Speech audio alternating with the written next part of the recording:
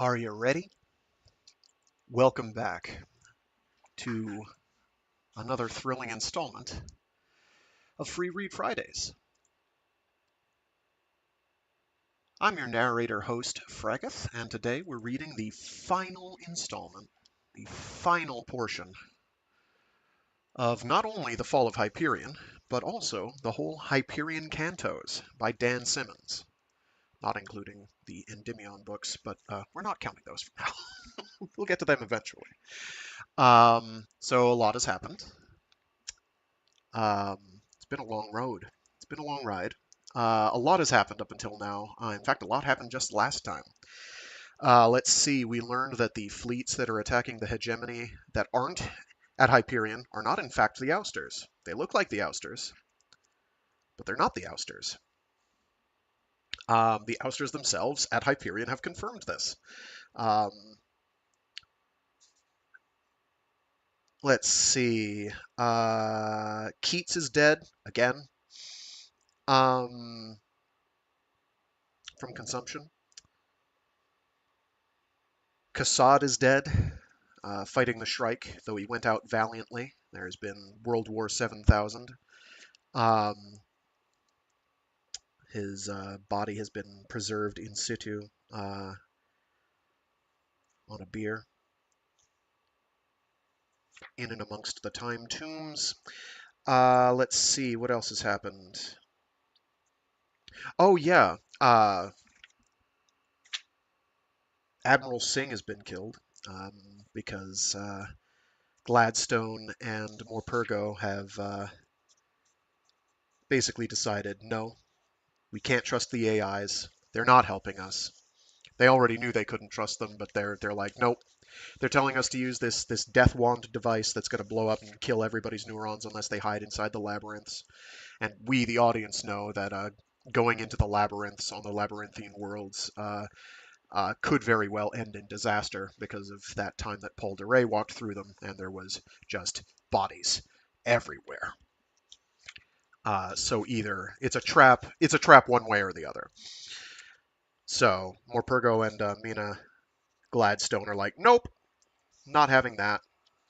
We've got a plan B.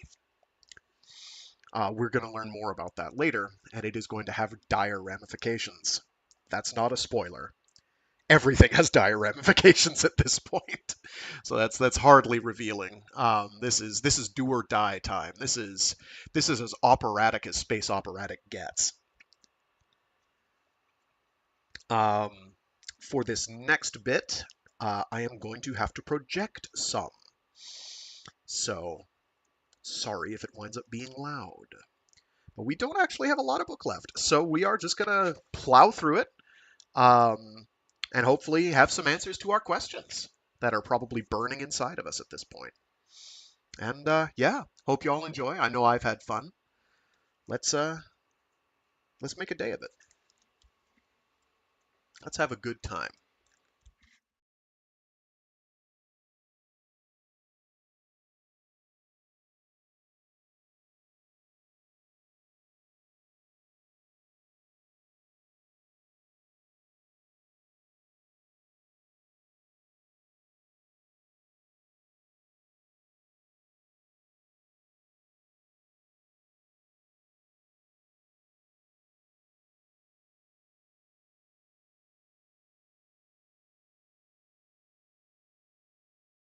Chapter 44.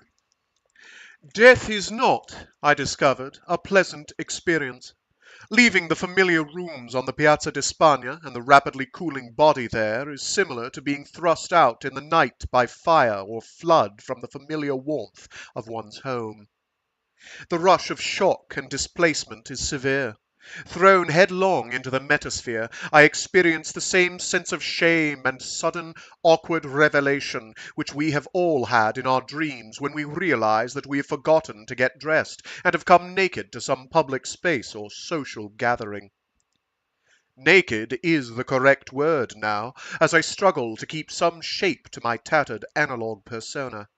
I managed to concentrate sufficiently to form this almost random electron cloud of memories and associations into a reasonable simulacrum of the human I had been, or at least the human whose memories I had shared.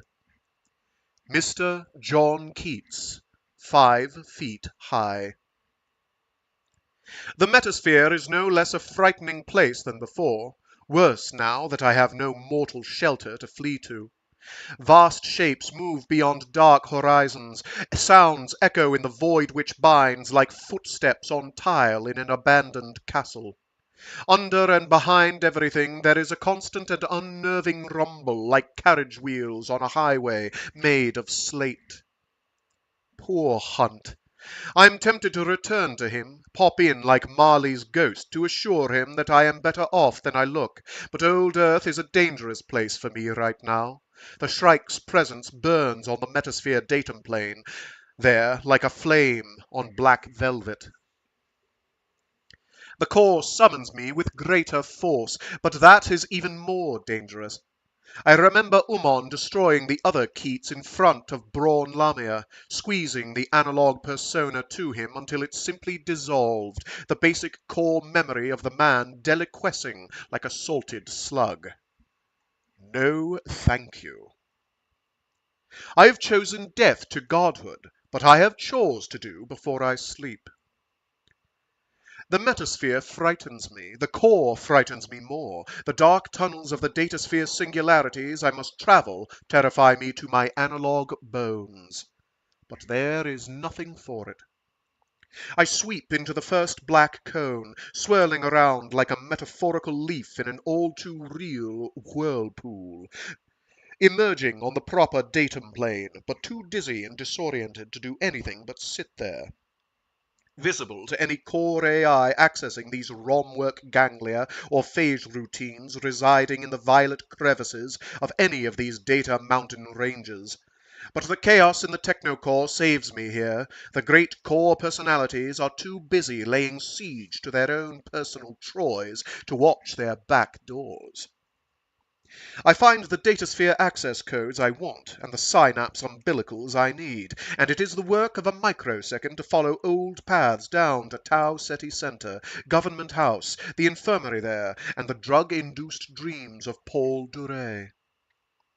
One thing my persona does exceptionally well is dream, and I discover quite by accident that my memories of my Scottish tour make a pleasant dreamscape in which to convince the priest to flee. As an Englishman and free-thinker, I once had been opposed to anything which smacked of popery, but one thing must be said in tribute to the Jesuits. They are taught obedience even above logic, and for once this stands all of humankind in good stead. Duret does not ask why when I tell him to go. He awakes like a good boy, wraps a blanket around him, and goes. Mina Gladstone thinks of me as Joseph Severn, but she accepts my message as if it is being delivered to her by God.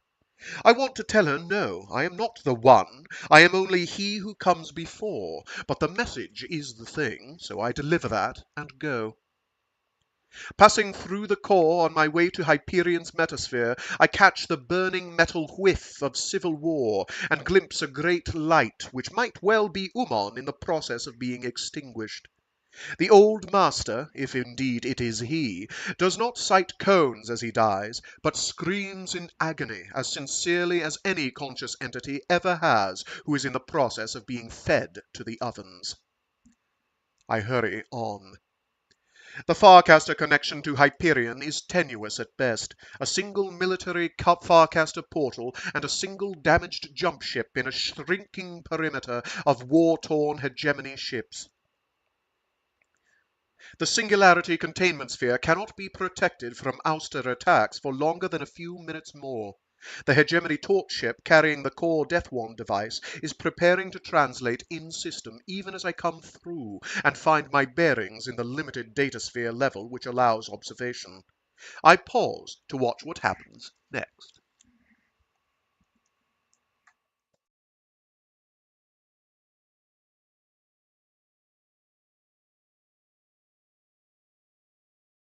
Christ, said Melio Arundez. Me and the Gladstone's coming through on a priority one squirt.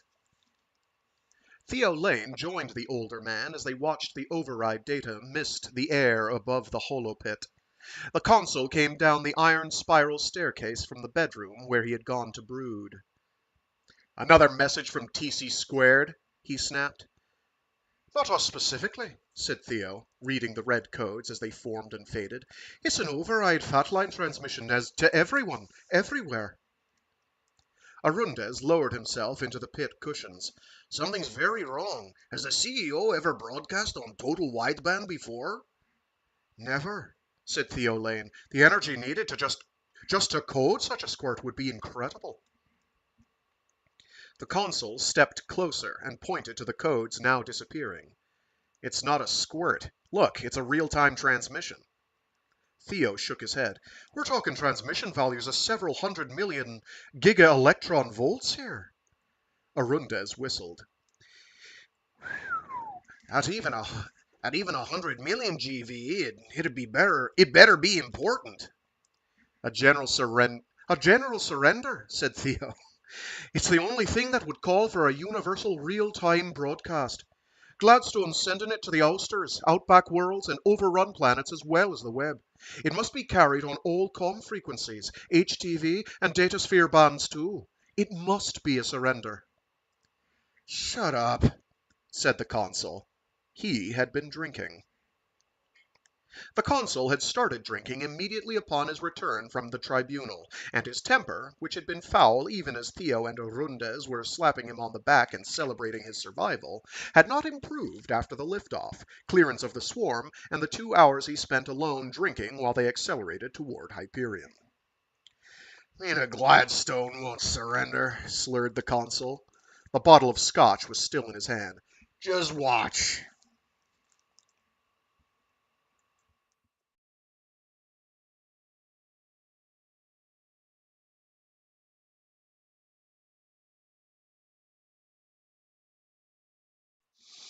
On the torch ship H.S. Stephen Hawking, the 23rd Hegemony spacecraft to carry the revered classical scientist's name, General Arthur Morpurgo looked up from the C3 board and hushed his 2 bridge officers.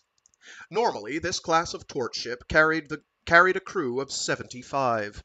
Now, with the core Death Wand device loaded in the weapons bay and armed, Morpurgo and 4 volunteers were the total crew. Displays and discreet computer voices assured them that the Stephen Hawking was on course, on time, and accelerating steadily toward near quantum velocities and the military Farcaster portals stationed at Lagrange Point 3, between Mudya and its oversized moon. The Mudya portal opened directly to the fiercely defended Hyperion space Farcaster. 1 minute 18 seconds to translation point, said Bridge Officer Salomon Morpurgo, the General's son. Morpurgo nodded and keyed up the in-system wideband data transmission. Bridge projections were busy enough with mission data, so the General allowed voice only on the CEO's broadcast. He smiled despite himself. What would Mena say if she knew he was at the helm of the Stephen Hawking? Better she didn't know. There was nothing else he could do. He preferred not to see the results of his precise, hand-delivered orders of the past 2 hours. Morpurgo looked at his oldest son with pride so fierce it bordered on pain. There were only so many torch ship-rated personnel he could approach about this mission, and his son had been the first to volunteer. If nothing else, the Morpurgo family's enthusiasm might have allayed some core suspicions. "My fellow citizens," Gladstone was saying, "this is my final broadcast to you as your Chief Executive Officer. As you know, the terrible war which has already devastated 3 of our worlds and is about to fall upon a 4th has been reported as an invasion by the Ouster swarms. This is a lie." The comm bands flared with interference and went dead. "Go to fat line," said General Morpurgo. 1 minute 3 seconds to translation point, intoned his son. Gladstone's voice returned, filtered and slightly blurred by fatline encrypting and decoding. "To realize that our ancestors, and we ourselves, had made a Faustian bargain with a power not concerned with the fate of humankind. The core is behind the current invasion. The core is responsible for our long, comfortable dark age of the soul. The core is responsible for the ongoing attempt to destroy humanity, to remove us from the universe and replace us with a god machine of their own devising. Bridge Officer Salomon Morpurgo never lifted his eyes from the circle of instruments. 38 seconds to translation point. Morpurgo nodded. The other two crewmen on the C3 bridge showed faces sheened with sweat. The general realized that his own face was wet. Have proven that the core resides, has always resided, in the dark places between Farcaster portals. They believe themselves to be our masters. As long as the web exists, as long as our beloved hegemony is joined by Farcaster, they will be our masters. Morpurgo glanced at his own mission chronometer. 28 seconds. The translation to Hyperion system would be, to human senses, instantaneous. Morpurgo was certain that the core Death Wand device was somehow keyed to detonate as soon as they entered Hyperion space. The shockwave of death would reach the planet Hyperion in less than 2 seconds, would engulf even the most distant elements of the Ouster swarm before 10 more minutes had passed. Thus, said Mina Gladstone, her voice betraying emotion for the first time, as Chief Executive Officer of the Senate of the Hegemony of Man, I have authorized elements of Force Space to destroy all singularity containment spheres and Farcaster devices known to be in existence. This destruction, this cauterizing, will commence in 10 seconds. God save the Hegemony. God forgive us all. Bridge Officer Salomon Morpurgo said coolly, 5 seconds to translation, Father. Morpurgo looked across the bridge and locked eyes with his son. Projections behind the young man showed the portal growing, surrounding. I love you, said the general.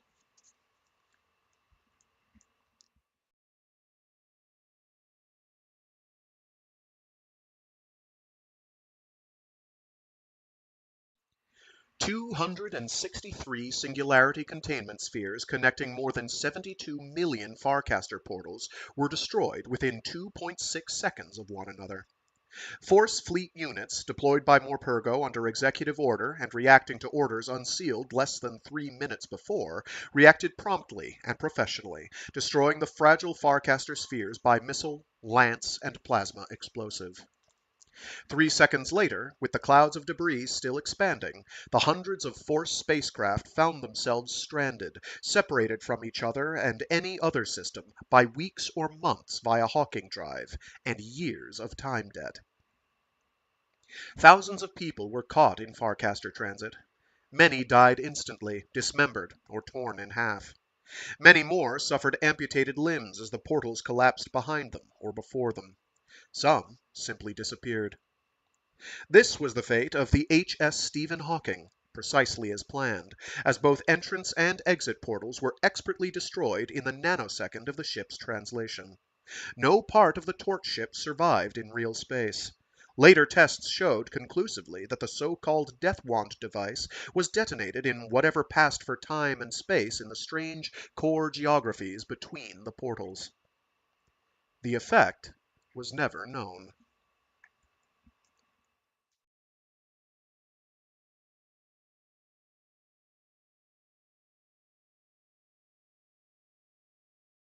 The effect on the rest of the web and its citizens was immediately obvious. After 7 centuries of existence, and at least 4 centuries where few citizens existed without it, the datasphere, including the All-Thing and all comm and access bands, simply ceased to be. Hundreds of thousands of citizens went insane at that moment, shocked into catatonia by the disappearance of senses which had become more important to them than sight or hearing. More hundreds of thousands of datum plane operators, including many of the so-called cyberpukes and system cowboys, were lost, their analog personas caught in the crash of the datasphere, or their brains burned out by neural shunt overload, or an effect later known as 0-0 feedback. Millions of people died when their chosen habitats, accessible only by Farcaster, became isolated death traps. The bishop of the Church of the Final Atonement, the leader of the Shrike cult, had carefully arranged to sit out the final days in some comfort in a hollowed-out mountain, lavishly stocked, deep in the Raven Range of the northern reaches of Nevermore. Redundant Farcasters were the only route in or out. The bishop perished with several thousand of his acolytes, exorcists, lectors, and ostiaries, clawing to get into the inner sanctum to share the last of the Holy One's air. Millionaire publisher Tyrina Wingreen Fife, 97 standard years old and on the scene for 300+ years thanks to the miracle of Poulsen treatments and cryogenics, made the mistake of spending that fateful day in her Farcaster access-only office on the 435th floor of the Transline Spire in the Babel section of Tau Ceti Center's City 5. After 15 hours of refusing to believe that Farcaster service would not be renewed shortly, Tyrina gave in to call entreaties from her employees and dropped her containment field walls so that she could be picked up by EMV.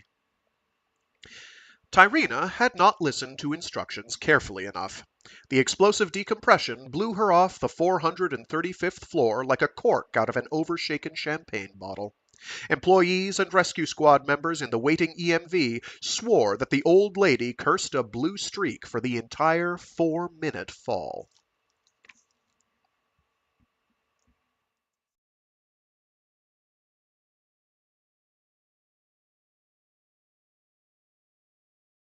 On most worlds, chaos had earned a new definition.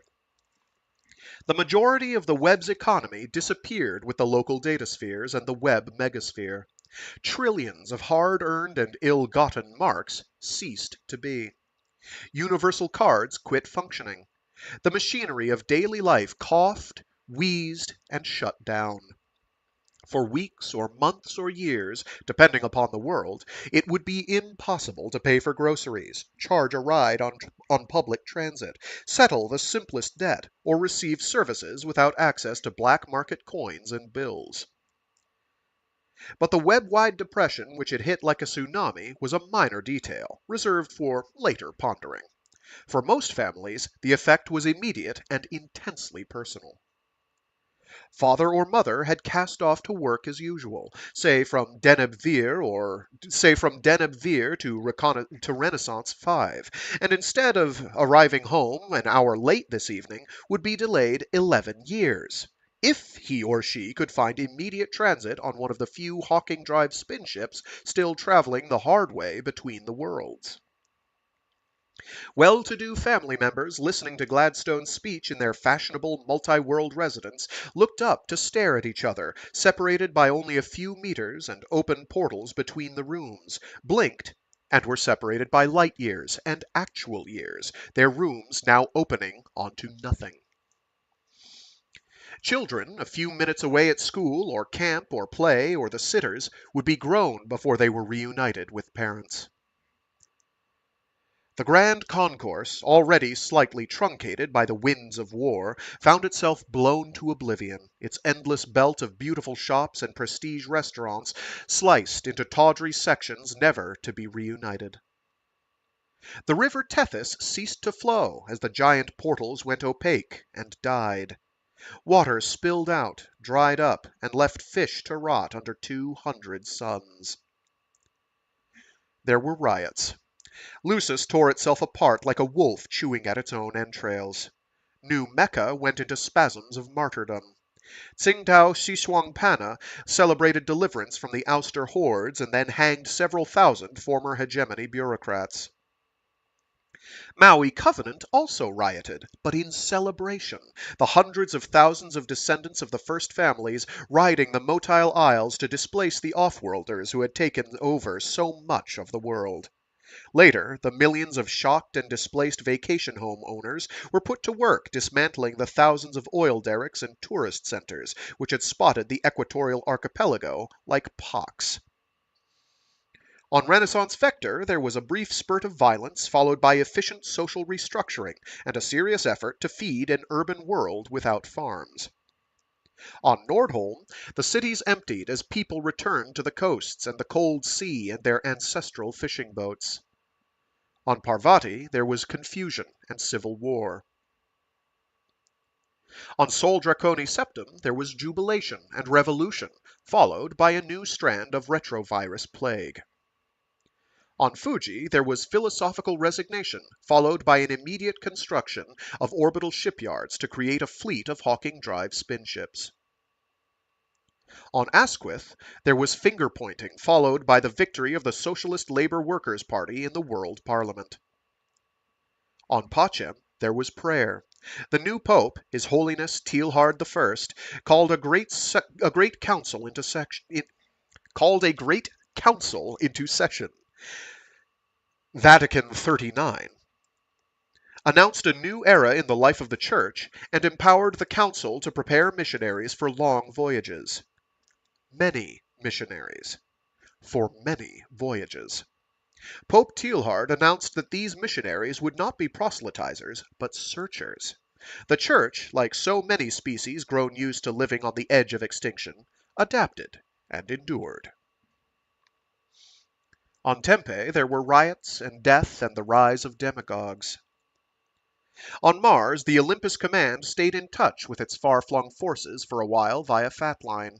It was Olympus which confirmed that the Ouster invasion waves everywhere but Hyperion system had simply limped to a halt. Intercepted core ships were empty and unprogrammed. The invasion was over. On Metaxas, there were riots and reprisals.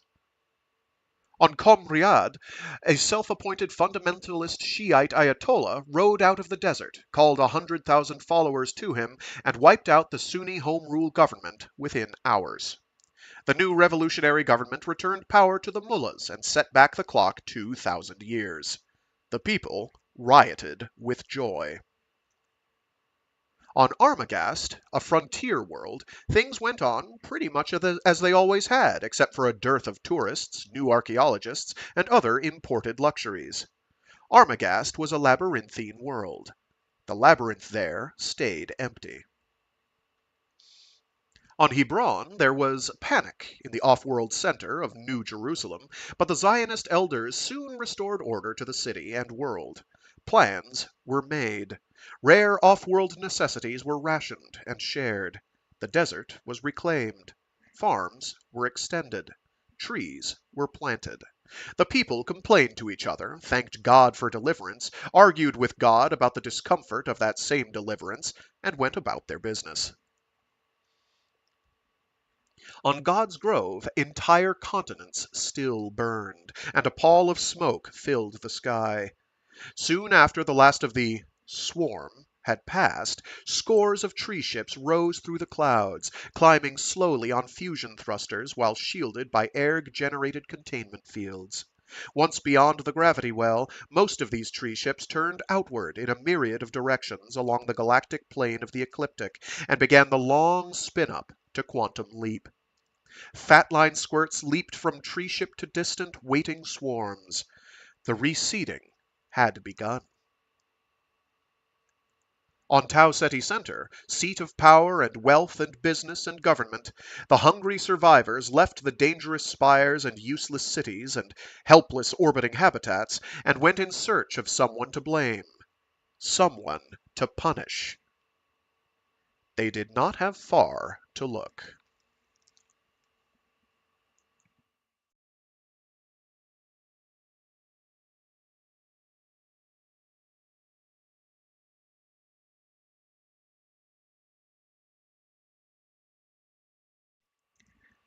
General Van Zuyt had been in Government House when the portals failed, and now he commanded the 200 Marines and 68 security people left to guard the complex. Former CEO Mina Gladstone still commanded the 6 Praetorians Kolchev had left her when he and the other ranking senators had departed on the first and last force evacuation dropship to get through. Somewhere, the mob had acquired anti-space missiles and lances, and none of the other 3,000 Government House employees and refugees would be going anywhere until the siege was lifted or the shields failed. Gladstone stood at the forward observation post and watched the carnage. The mob had destroyed most of Deer Park and the formal gardens before the last lines of interdiction and containment fields had stopped them. There were at least 3 million frenzied people pressed against those barriers now, and the mob grew larger every minute.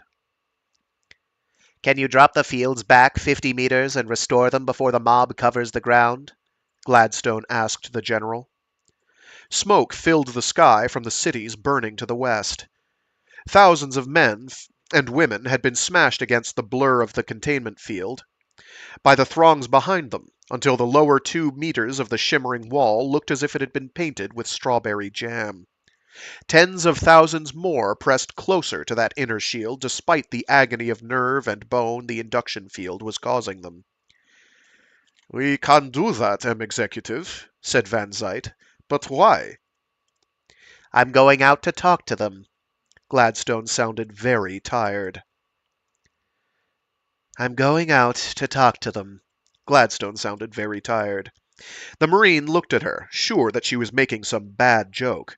Executive, in a month they will be willing to listen to you, or any of us, on radio or HTV.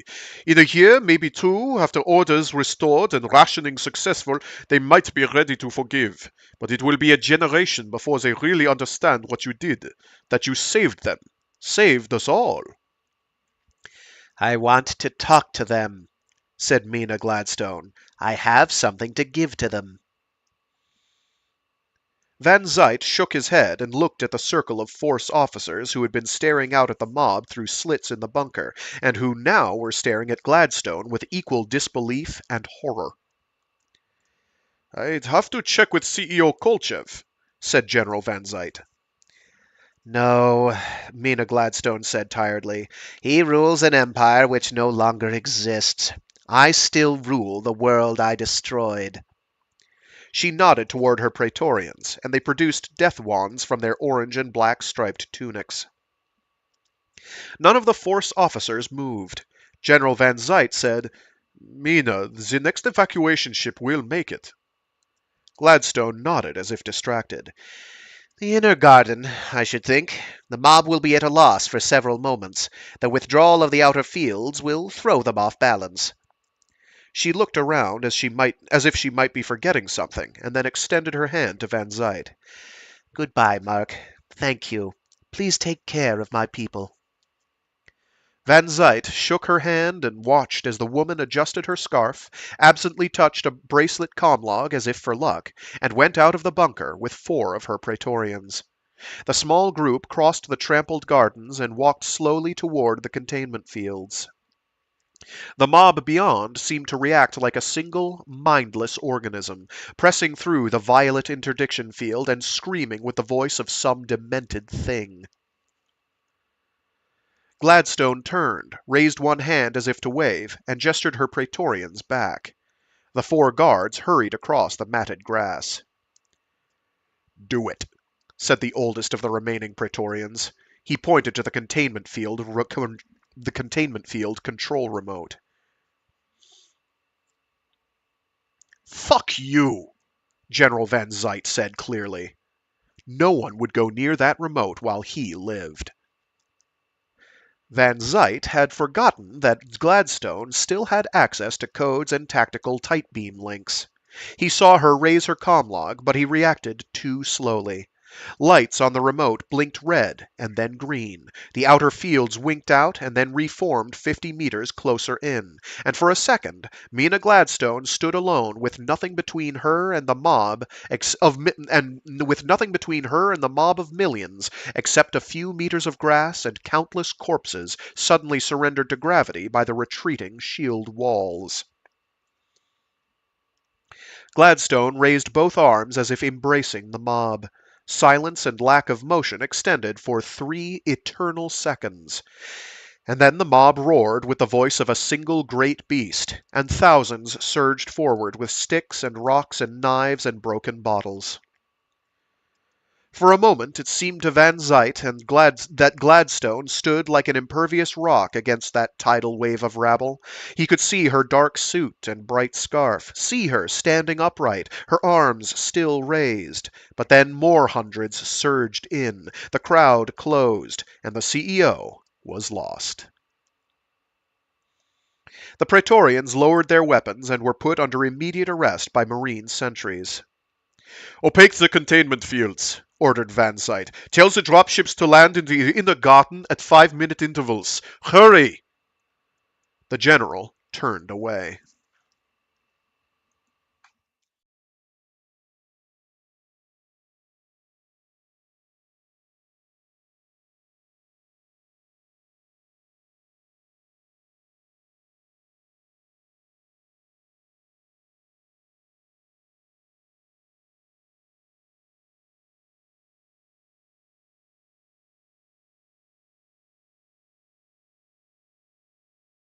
Good Lord, said Theo Lane as the fragmented reports kept coming in over the fat line.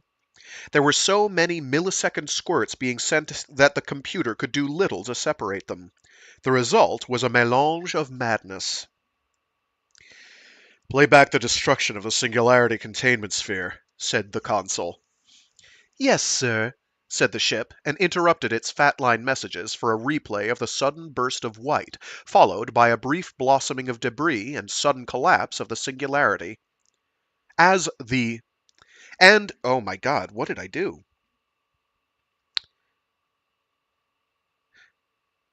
Yes, sir, said the ship, and interrupted its fat line messages for a replay of the sudden burst of white, followed by a brief blossoming of debris and sudden collapse as the Singularity swallowed itself and everything within a 6,000 click radius. Instruments showed the effect of gravity tides, easily adjusted for at this distance, but playing havoc with the Hegemony and Ouster ships still locked in battle closer to Hyperion. "All right," said the Consul, and the rush of fatline reports resumed. There is no doubt? asked Arundez. "None," said the Consul. "Hyperion is an outback world again. Only this time there is no web to be outback to." It's so hard to believe, said Theo Lane. The ex-Governor-General sat drinking scotch, the only time the Consul had ever seen his aide indulge in a drug. Theo poured another 4 fingers. The web, gone. 500 years of expansion wiped out. Not wiped out, said the Consul.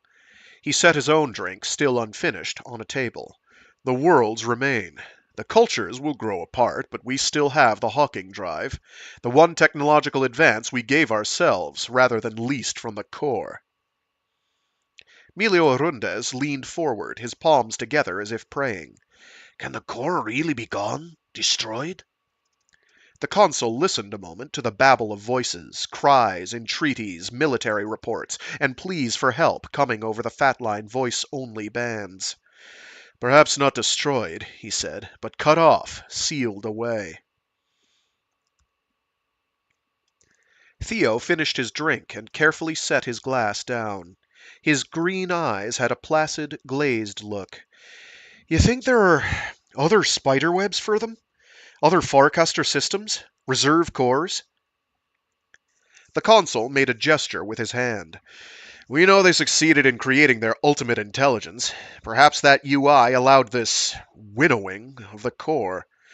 Perhaps it's keeping some of the old AIs online, in a reduced capacity, the way they had planned to keep a few billion humans in reserve. Suddenly the fatline babble ceased, as if cut off by a knife. Ship? Queried the Consul, suspecting a power failure somewhere in the receiver. All fatline messages have ceased, most in mid-transmission, said the ship. The Consul felt his heart pounding as he thought, the Death Wand device. But no, he realized at once, that couldn't affect all of the worlds at once. Even with hundreds of such devices detonating simultaneously, there would be lag time as force ships and other far-flung transmission sources got in their final messages. But what then? The messages appear to have been cut off by a disturbance in the transmission medium, said the ship, which is, to my current knowledge, impossible. Oh, here we go. The Consul stood. A disturbance in the transmission medium? The fat line medium, as far as humans understood it, was the hyperstring Planck infinite topography of space-time itself, what AIs had cryptically referred to as the void which binds. There could be no disturbance in that medium. Suddenly, the ship said, "Fat line message coming in. Transmission source, everywhere. Encryption base, infinite. Squirt rate, real time." The Consul opened his mouth to tell the ship to quit spouting nonsense when the air above the hollow pit misted in something neither image nor data column, and a voice spoke. "There will be no further misuse of this channel. You are disturbing others who are using it to serious purpose. Access will be restored when you understand what it is for. Goodbye." The three men sat in silence, unbroken except for the reassuring rush of ventilator fans and the myriad soft noises of a ship under way. Finally, the Consul said, "Ship, please send out a standard Fatline time location squirt without encoding. Add receiving stations respond." There was a pause of seconds, an impossibly long response time for the AI caliber computer that was the ship. "I'm sorry, that is not possible," it said at last. "Why not?" demanded the Consul. "Fatline transmissions are no longer being allowed. The hyperstring medium is no longer receptive to modulation." "There's nothing on the fat line?" asked Theo, staring at the empty space above the hollow pit as if someone had turned off a Holy just as it was getting to the exciting part. Again the ship paused. "To all intents and purposes, M. Lane," it said, "there is no fat line any longer." "Jesus wept," muttered the Consul. He finished his drink in one long gulp and went to the bar for another. "It's the old Chinese curse," he muttered. "It's the old Chinese curse," he muttered. Emilio Arundez looked up. "What's that?" The Consul took a long drink. "Old Chinese curse," he said. "May you live in interesting times." As if compensating for the loss of fat line, the ship played audio of in-system radio and intercepted tight beam babble while it projected a real-time view of the blue and white sphere of Hyperion, turning and growing as they decelerated toward it at 200 gravities.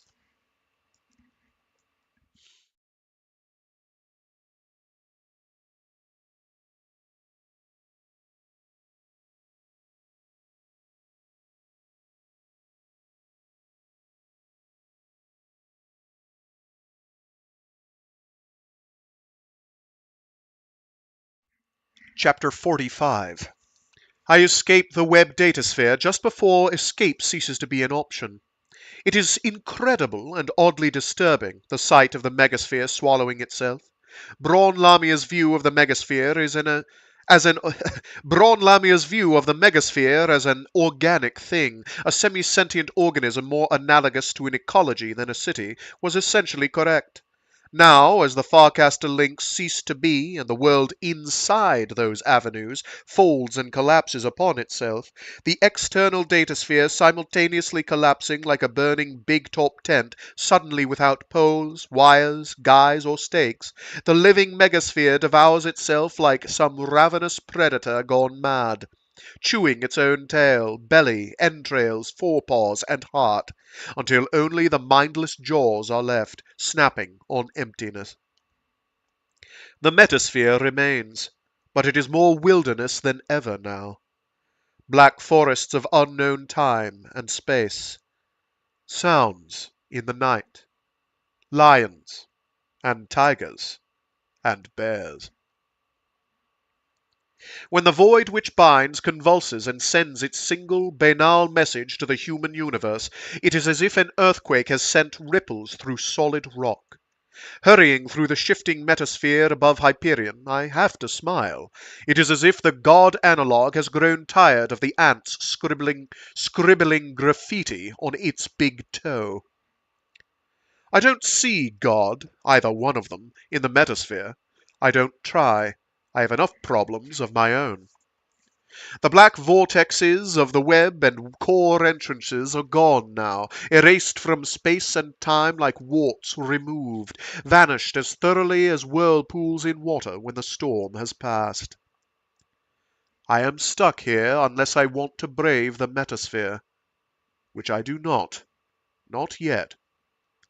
But this is where I want to be. The datasphere is all but gone here in Hyperion system, the pitiful remnants on the world itself and in what remains of the Force fleet, drying up like tide pools in the sun, but the time tombs glow through the metasphere like beacons in the gathering darkness. If the Farcaster links had been black vortexes, the tombs blaze like white holes, shedding an expanding light. I move toward them. So far as the one who comes before, all I have accomplished is to appear in others' dreams. It is time to do something.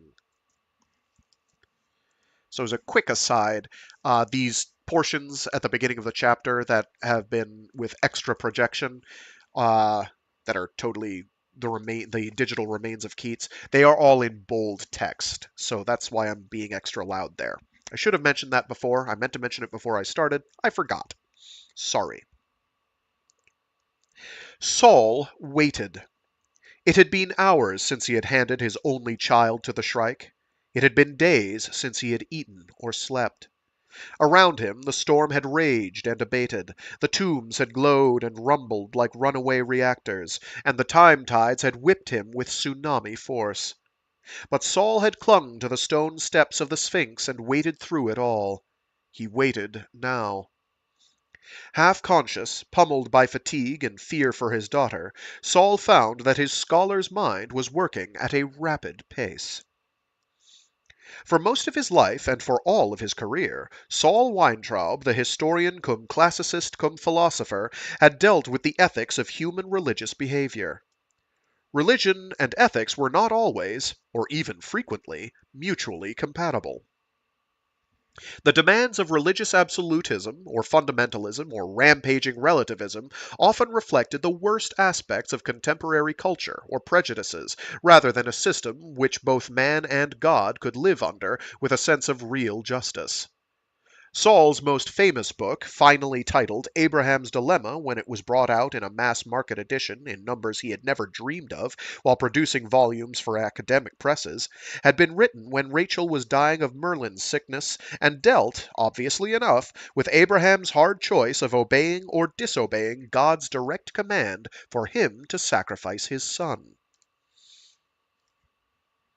Saul had written that primitive times had required primitive obedience, that later generations evolved to the point where parents offered themselves as sacrifice, as in the dark nights of the ovens which pocked old Earth history, and that current generations had to deny any command for sacrifice.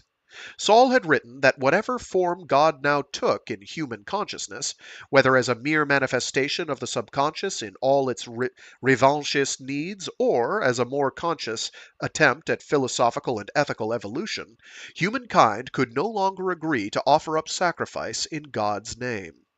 Sacrifice and the agreement to sacrifice had written human history in blood.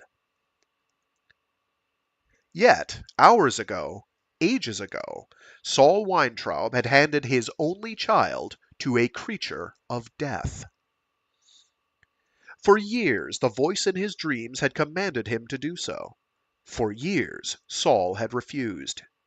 He had agreed, finally, only when time was gone, when any other hope was gone, and when he had realized that the voice in his and Sarai's dreams all those years had not been the voice of God, nor of some dark force allied with the Shrike. It had been the voice of their daughter.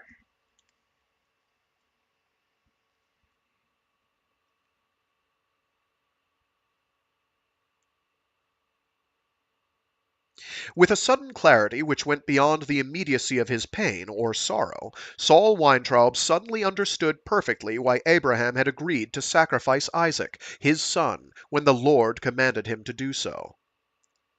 It was not obedience. It was not even to put the love of God above the love of his son. Abraham was testing God. By denying the sacrifice at the last moment, by stopping the knife, God had earned the right, in Abraham's eyes and the hearts of his offspring, to become the God of Abraham. Saul shuddered as he thought of how no posturing on Abraham's part, no shamming of his willingness to sacrifice the boy, could have served to forge that bond between greater power and humankind. Abraham had to know in his own heart that he would kill his own son. The deity, whatever form it then took, had to know Abraham's determination, had to feel that sorrow and commitment to destroy what was to Abraham the most precious thing in the universe. Abraham came not to sacrifice, but to know once and for all whether this God was a God to be trusted and obeyed. No other test would do. Why, then, thought Saul, clinging to the stone stair as the Sphinx seemed to rise and fall on the storm seas of time, why was this test being repeated? What terrible new revelations lay at hand for humankind? Saul understood then, from what little Braun had told him, from the stories shared on the pilgrimage, from his own personal revelations of the past few weeks, that the effort of the machine ultimate intelligence, whatever the hell it was, to flush out the missing empathy entity of the human godhead, was useless. Saul no longer saw the tree of thorns on its cliff top, its metal branches and suffering multitudes, but he did see clearly now that the thing was as much an organic machine as the Shrike, an instrument to broadcast suffering through the universe, so the human god part would be forced to respond, to show itself. If God evolved, and Saul was sure that God must, then that evolution was toward empathy, toward a shared sense of suffering rather than power and dominion. But the obscene tree which the pilgrims had glimpsed, which poor Martin Silenus had been a victim of, was not the way to evoke the missing power. Saul realized now that the machine god, whatever its form, was insightful enough to see that empathy was a response to others' pain, but the same UI was too stupid to realize that empathy, in both human terms and the terms of humankind's UI, was far more than that. Empathy and love were inseparable and inexplicable. The machine UI would never understand it. Not even enough to use it as a lure for the part of the human UI who had tired of warfare in the distant future. Love, that most banal of things, that most cliched of religious motivations, had more power, Saul now knew, than did strong nuclear force, or weak nuclear force, or electromagnetism, or gravity. Love was these other forces, Saul realized. The void which binds, the sub-quantum impossibility that carried information from photon to photon, was nothing more or less than love. But could love, simple, banal love, explain the so-called anthropic principle which scientists had shaken their collective heads over for 7 centuries and more? That almost infinite string of coincidences which had led to a universe that had just the proper number of dimensions, just the correct values on electron, just the precise rules for gravity, just the proper age to stars, just the right prebiologies to create just the perfect viruses to become just the proper DNAs. In short, a series of coincidences so absurd in their precision and correctness that they defied logic, defied understanding, and even defied religious interpretation. Love? For 7 centuries, the existence of grand unification theories and hyperstring post-quantum physics and core-given understanding of the universe as self-contained and boundless, without Big Bang singularities or corresponding endpoints, had pretty much eliminated any role of God, primitively anthropomorphic or sophisticatedly post-Einsteinian, even as a caretaker or pre-Christian former of rules. The modern universe, as machine and man had come to understand it, needed no creator. In fact, allowed no creator. Its rules allowed very little tinkering and no major revisions. It had not begun and would not end, beyond cycles of expansion and contraction as regular and self-regulated as the seasons on old Earth. No room for love there. It seemed that Abraham had offered to murder his son to test a phantom. It seemed that Saul had brought his dying daughter through hundreds of light years and innumerable hardships in response to nothing. But now, as the Sphinx loomed above him and the first hint of sunrise paled Hyperion's sky, Saul realized that he had responded to a force more basic and persuasive than the Shrike's terror or Pain's dominion. If he was right, and he did not know but felt, then love was as hardwired into the structure of the universe as gravity and matter/antimatter. There was room for some sort of God not in the web between the walls, nor in the singularity cracks in the pavement, nor somewhere out before and beyond the sphere of things, but in the very warp and woof of things, evolving as the universe evolved, learning as the learning as the learning able parts of the universe learned, loving as humankind loved.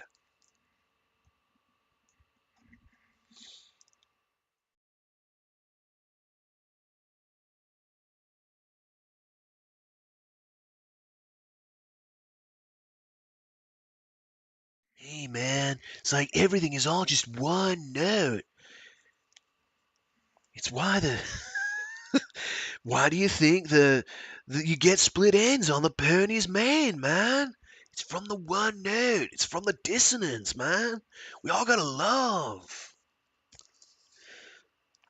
Saul got to his knees and then to his feet.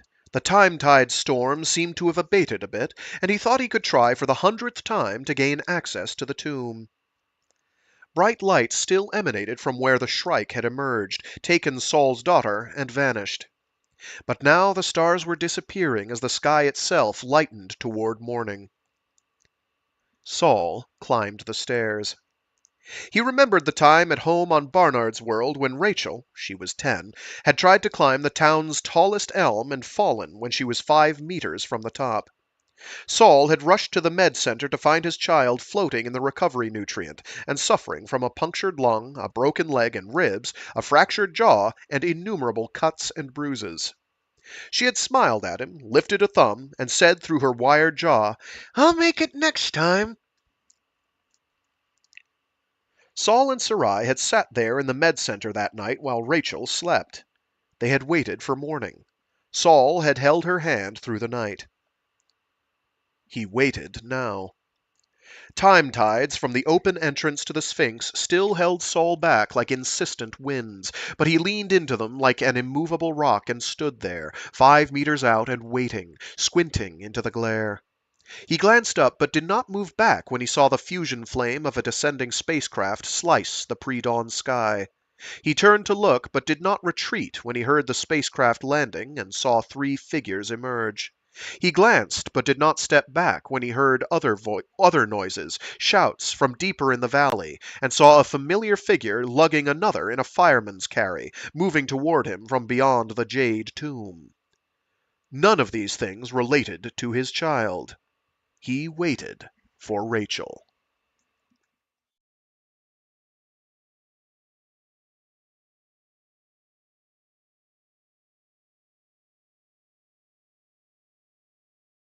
Even without a datasphere, it is quite possible for my persona to travel through the rich, void which binds soup which now surrounds Hyperion.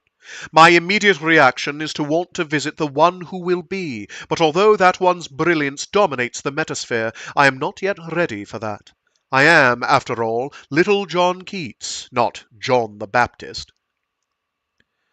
The Sphinx, a tomb patterned after a real creature that will not be designed by genetic engineers for centuries to come, is a maelstrom of temporal energies. There are really several sphinxes visible to my expanded sight, the anti-entropic tomb carrying its Shrike cargo back in time like some sealed container with its deadly bacillus. There's only one C there. Isn't that supposed to have two? Sorry. There are really several sphinxes visible to my expanded sight.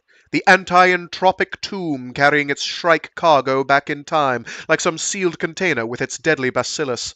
The active, unstable sphinx which contaminated Rachel Weintraub in its initial efforts to open a portal through time. And the sphinx which has opened and is moving forward through time again.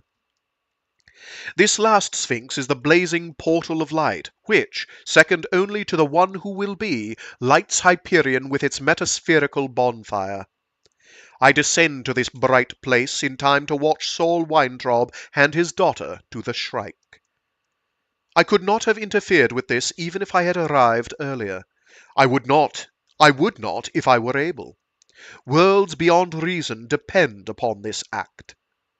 But I await within the Sphinx for the Shrike to pass, carrying its tender cargo. Now I can see the child. She is seconds old, blotched, moist, and wrinkled. She is crying her new-born lungs out. From my old attitudes of bachelorhood and reflective poet's stance, I find it hard to understand the attraction of this bawling, unaesthetic infant. I find it hard to understand the attraction this bawling, unaesthetic infant exerts on its father and the cosmos.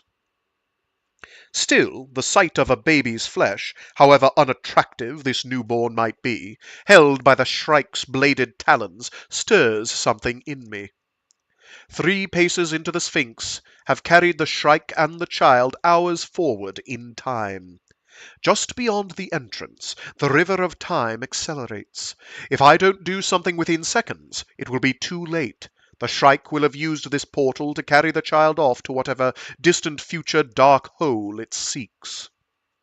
Unbidden, the images arrive of spiders draining their victims of fluids, of digger wasps burying their own larvae in the paralyzed bodies of their prey, perfect sources for incubation and food. I have to act, but I have no more solidity here than I had in the core. The Shrike walks through me as if I were an unseen hollow. My analog persona is useless here, armless and insubstantial as a wisp of swamp gas. But swamp gas has no brain, and John Keats did. The Shrike takes another 2 steps, and more hours pass for Saul and the others outside. I can see blood on the crying infant's skin where the Shrike's scalpeled fingers have cut into flesh. To hell with this. Outside, on the broad stone porch of the Sphinx, caught now in the flood of temporal energies flowing in and through the tomb, I lay backpacks, blankets, abandoned food containers, and all the detritus Saul and the pilgrims had left there. Oh, he didn't lay them. Why did I say that? Outside, on the broad stone porch of the Sphinx, caught now in the flood of temporal energies flowing in and through the tomb, lay backpacks, blankets, abandoned food containers, and all the detritus Saul and the pilgrims had left there, including a single Mobius cube. The box had been sealed with a Class 8 containment field on the Templar tree ship Yggdrasil, when the voice of the tree Hetmastine had prepared for his long voyage. It contained a single erg, sometimes known as a binder, one of the small creatures which might not be intelligent by human standards, but which had evolved around distant stars, and developed the ability to control more powerful force fields than any machine known to humankind. The Templars and Ousters had communicated with the creatures for generations. Templars used them for control redundancy on their beautiful but exposed tree ships. Hetmastine had brought this thing hundreds of light years to complete the Templar agreement with the Church of the Final Atonement to help fly the Shrike's thorn tree. But, seeing the Shrike and the Tree of Torment, Mastine had not been able to fulfill the contract, and so he died. The Mobius cube remained. The erg was visible to me as a constrained sphere of red energy in the temporal flood. Outside, through a curtain of darkness, Saul Weintraub was just visible, a sadly comic figure, speeded up like a silent film figure by the subjective rush of time beyond the Sphinx's temporal field. But the Mobius cube lay within the Sphinx's circle. Rachel cried with the fear even a newborn can know. Fear of falling, fear of pain, fear of separation. The Shrike took a step, and another hour was lost to those outside. I was insubstantial to the Shrike, but energy fields are something which even we core analog ghosts can touch. I cancelled the Mobius cube's containment field. I freed the erg. Templars communicate with ergs via electromagnetic radiation, coded pulses, simple rewards of radiation when the creature does what they want, but primarily through a near mystical form of contact which only the Brotherhood and a few Ouster exotics know. Scientists call it a crude telepathy. In truth, it is almost pure empathy. The Shrike takes another step into the opening portal to the future. Rachel cries with the energy only someone newly born to the universe can muster. The erg expands, understands, and melds with my persona. John Keats takes on substance and form. I hurry the 5 paces to the Shrike, remove the baby from its hands, and step back. Even in the energy maelstrom that is the Sphinx, I can smell the infant newness of her as I hold the child against my chest and cup her moist head against my cheek. The Shrike whirls in surprise. 4 arms extended, blades snick open, and red eyes focus on me. But the creature is too close to the portal itself. Without moving, it recedes down the storm drain of temporal flow. The thing's steam-shovel jaws open, steel teeth gnash, but it is already gone, a spot in the distance. Something less. I turn toward the entrance, but it is too far. The erg's draining energy could get me there, drag me upstream against the flow, but not with Rachel. Carrying another living thing that far against so much force is more than I can manage even with the erg's help. The baby cries, and I bounce her gently, whispering nonsense doggerel in her warm ear. If we can't go back and we can't go forward, we'll just wait here for a moment. Perhaps someone will come along.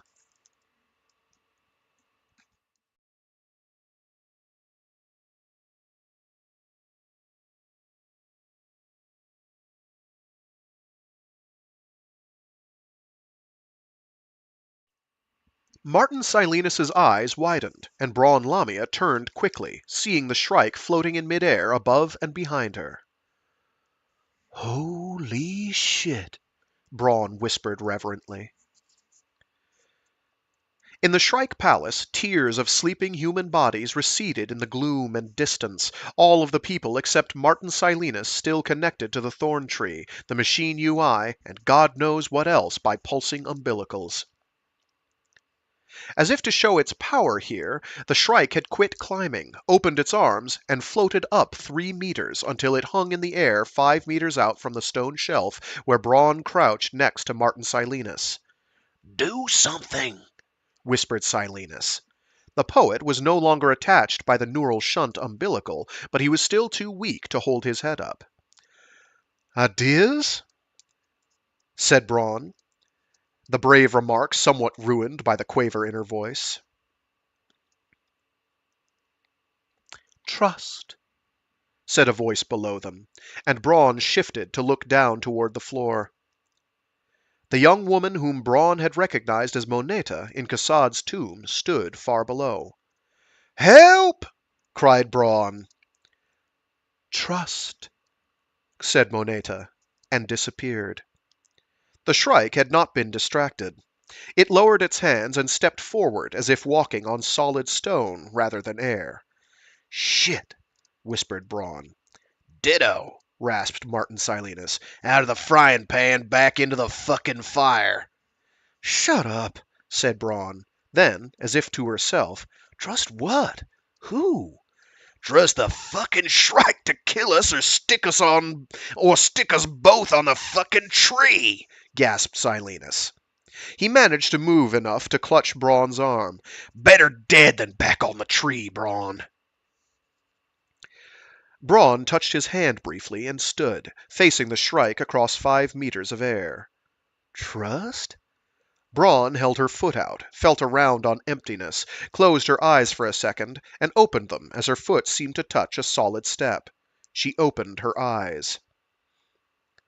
Nothing was under her foot except air. Trust?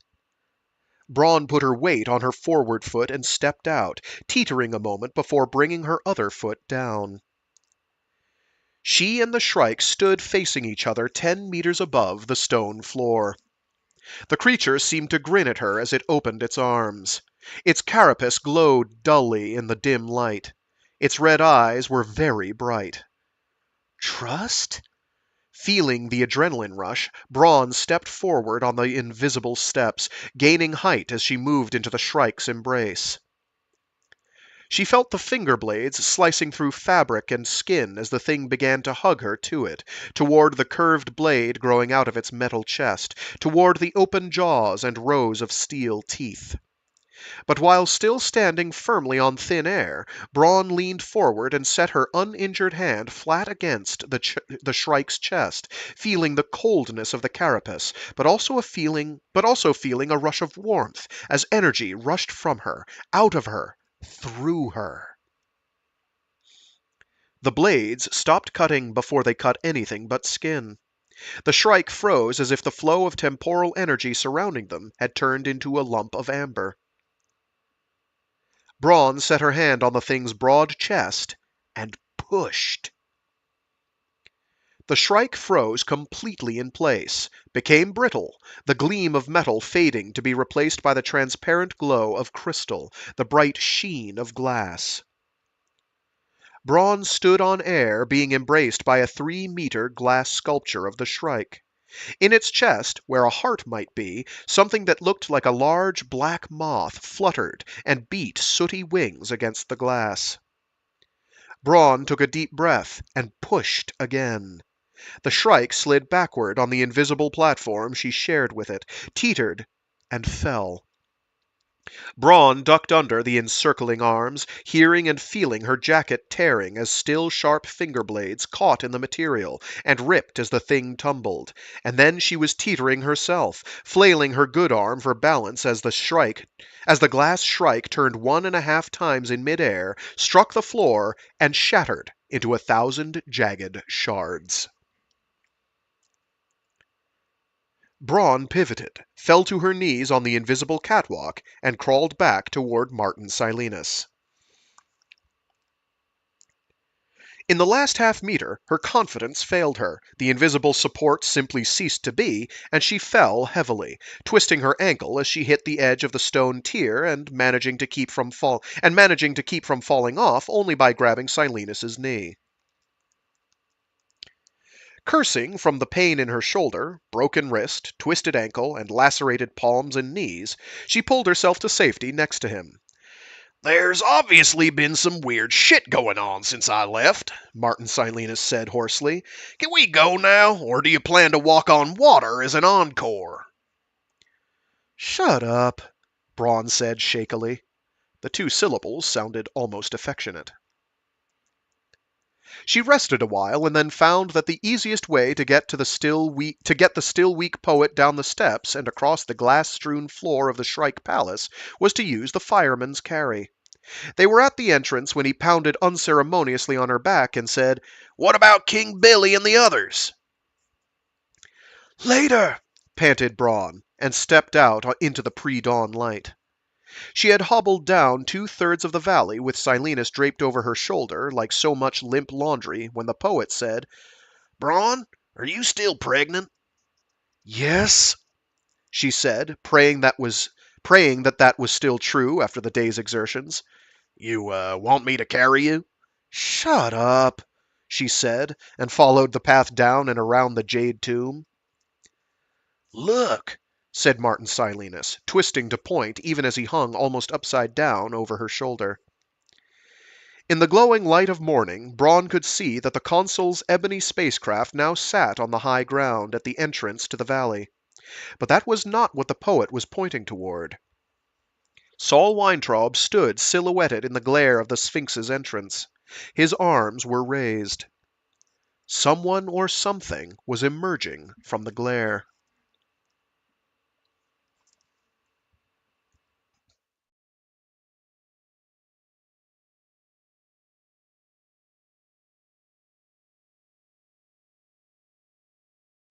Saul saw her first, a figure walking amidst the torrent of light and liquid time flowing from the Sphinx. A woman, he saw, as she was silhouetted against the brilliant portal. A woman carrying something. A woman carrying an infant. His daughter Rachel emerged. Rachel, as he had last seen her as a healthy young adult leaving to do her doctoral work on some world called Hyperion. Rachel, in her mid-20s, perhaps even a bit older now. But Rachel, no doubt about that. Rachel, with her copperish brown hair still short and falling across her forehead, her cheeks flushed as they always were, as with some new enthusiasm, her smile soft, almost tremulous now, and her eyes, those enormous green eyes with specks of brown just visible, those eyes fixed on Saul. Rachel was carrying Rachel. The infant squirmed with its face against the young woman's shoulder, tiny hands clenching and unclenching as it tried to decide whether to start crying again or not. Saul stood, stunned. He tried to speak, failed, and tried again. Rachel. Father, said the young woman, and stepped forward, putting her free arm around the scholar when she turned slightly to keep the baby from being crushed between them. Saul kissed his grown daughter, hugged her, smelled the clean scent of her hair, felt the firm reality of her, and then lifted the infant to his own neck and shoulder, feeling the shudders pass through the newborn as she took a breath before crying. The Rachel he had brought to Hyperion was safe in his hands. Small red face wrinkled as she tried to focus her randomly wandering eyes on her father's face. Saul cupped her tiny head in his palm and lifted her closer, inspecting that small face for a second before turning toward the young woman. "Is she?" "She's aging normally," said his daughter. She was wearing something part gown, part robe, made of soft brown material. Saul shook his head, looked at her, saw her smiling, and noticed the same small dimple below and to the left of her mouth that was visible on the infant he held. He shook his head again. How is this possible?" "It's not for very long," said Rachel. Saul leaned forward and kissed his grown daughter's cheek again. He realized that he was crying, but he would not release either hand to wipe away the tears.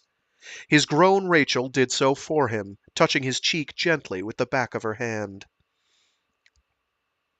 There was a noise below them on the steps, and Saul looked over his shoulder to see the three men from the ship standing there, red-faced from running, and Braun Lamia helping the poet Silenus to a seat on the white slab of railing stone. The Consul and Theolane looked up at them. "Rachel," whispered Emilio Arundez, his eyes filling. "Rachel?" said Martin Silenus, frowning and glancing at Braun Lamia.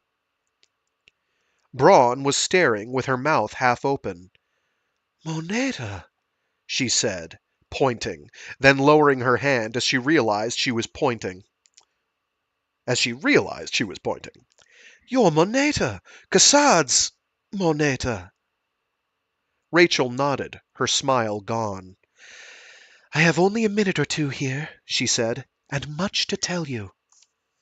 "No," said Saul, taking his grown daughter's hand. "You have to stay. I want you to stay with me." Rachel smiled again. "I will stay with you, Dad," she said softly, raising her other hand to touch the baby's head. "But only one of us can, and she needs you more." She turned to the group below. Listen, please, all of you.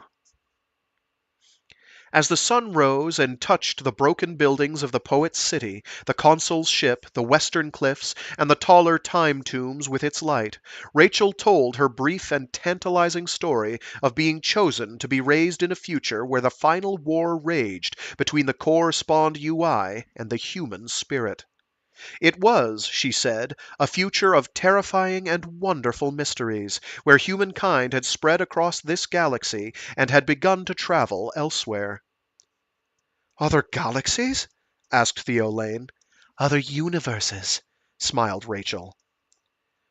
Colonel Kassad knew you as Moneta, said Martin Silenus. Will know me as Moneta, said Rachel, her eyes clouding.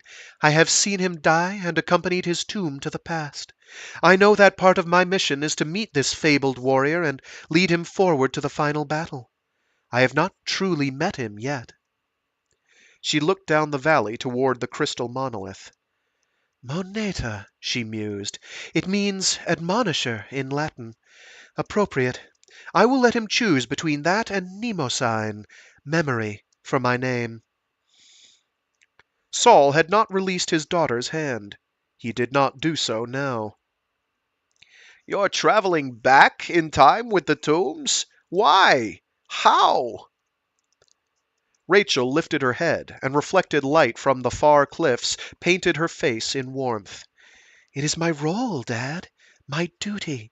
They give me means to keep the Shrike in check, and only I was prepared. Saul lifted his infant daughter higher. Startled from sleep, she blew a single bubble of saliva, turned her face into her father's neck for warmth, and curled her small fists against his shirt. Prepared, said Saul. You mean the Merlin sickness? Yes, said Rachel. Saul shook his head. But weren't you raised in some mysterious world of the future? Oh, sorry, but you weren't raised in some mysterious world of the future. You grew up in the college town of Crawford, on Fertig Street, on Barnard's World, and you're... He stopped. Rachel nodded. She shall grow up there. Dad, I'm sorry. I have to go. She freed her hand, drifted down the stairs, and touched Emilio Arundez's cheek briefly. I'm sorry for the pain of memory, she said softly to the startled archaeologist. To me it was, literally, a different life. Arundez blinked and held her hand to his cheek a moment longer. Are you married? Asked Rachel softly. Children? Children? Children. Arundez nodded, moved his other hand as if he were going to remove the pictures of his wife and grown children from his pocket, and then stopped, nodded again. Rachel smiled, kissed him quickly on the cheek again, and moved back up the steps. The sky was rich with sunrise, but the door to the Sphinx was still brighter. Dad, she said, I love you.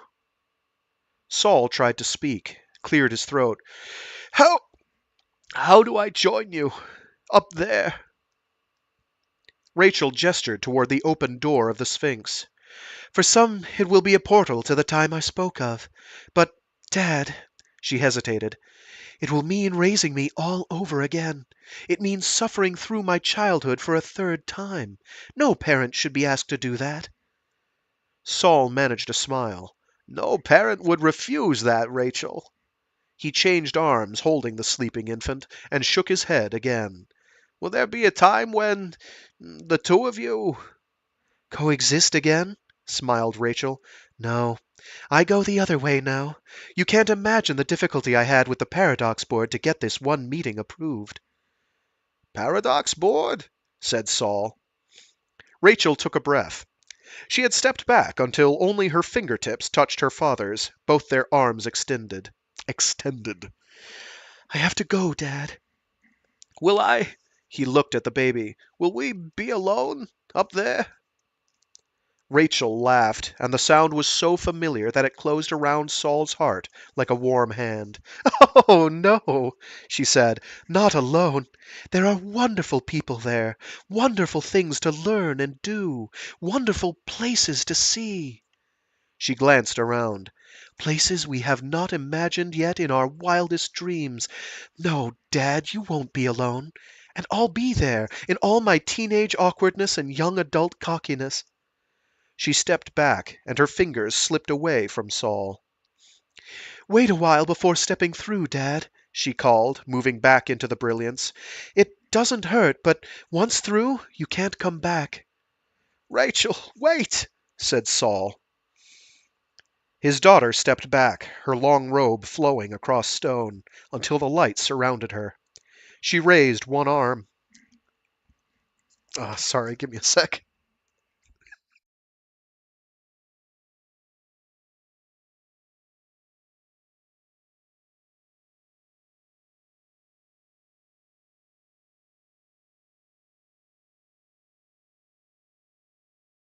Oh, this is going to be tough. She raised one arm. See you later, alligator, she called. Saul raised a hand. Fuck. I'm sorry.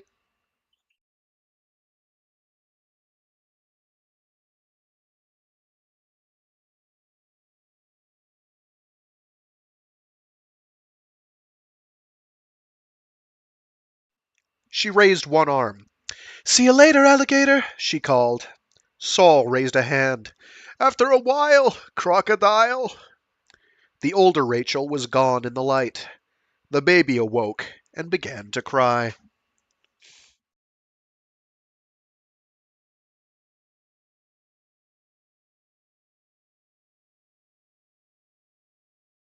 Sorry about that. Let it not be said that I'm an unfeeling automaton. Ay, boy. It was more than an hour before Saul and the others returned to the Sphinx. They had gone to the Consul's ship to tend to Bronze and Martin Silenus's injuries, to eat, and to outfit Saul and the child for a voyage. I feel silly packing for what may be like a step through a forecaster, said Saul, but no wonder how wonderful this future is. If it doesn't have nursing packs and disposable diapers, we're in trouble.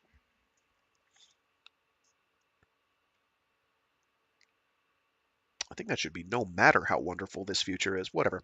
The Consul grinned and patted the full backpack on the step.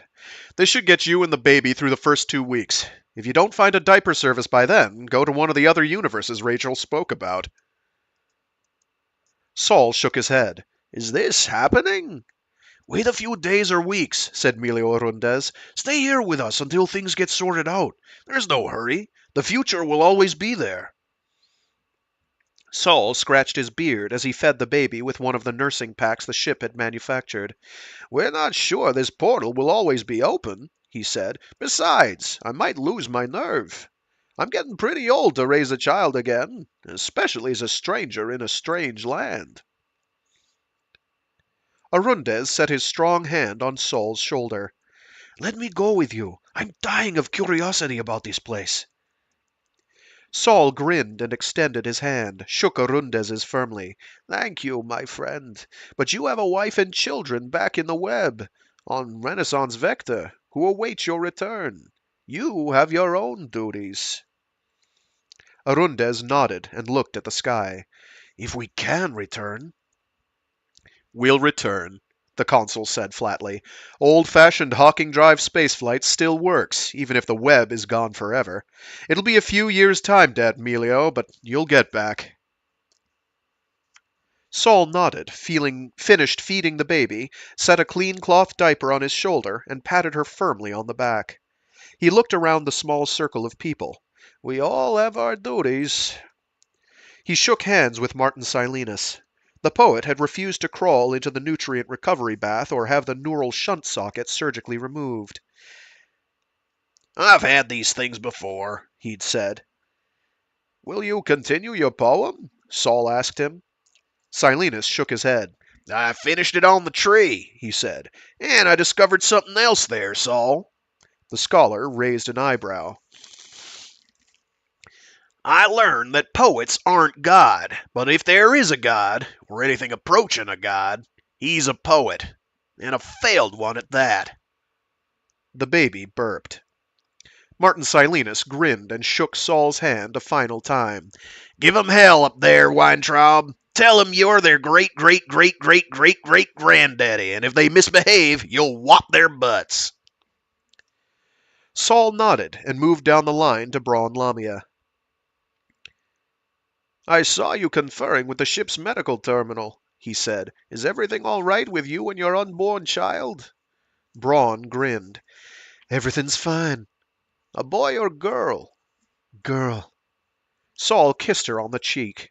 Braun touched his beard and turned her face away to hide tears unbecoming of a former private investigator.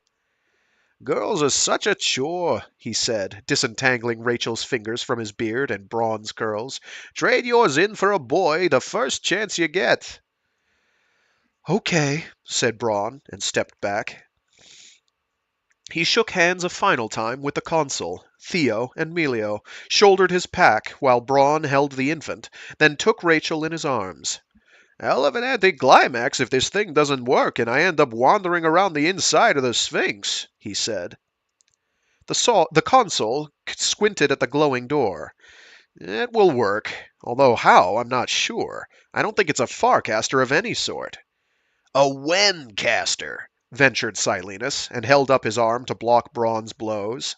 The poet took a step back and shrugged. If it continues to work, Saul, I have a feeling you won't be alone up there. Thousands will join you. If the Paradox Board permits, said Saul, tugging at his beard the way he always did when his mind was elsewhere. He blinked, shifted backpack and baby, and stepped forward. The fields of force from the open door let him advance this time. So long, he cried. By God, it was all worth it, wasn't it? He turned into the light, and he and the baby were gone.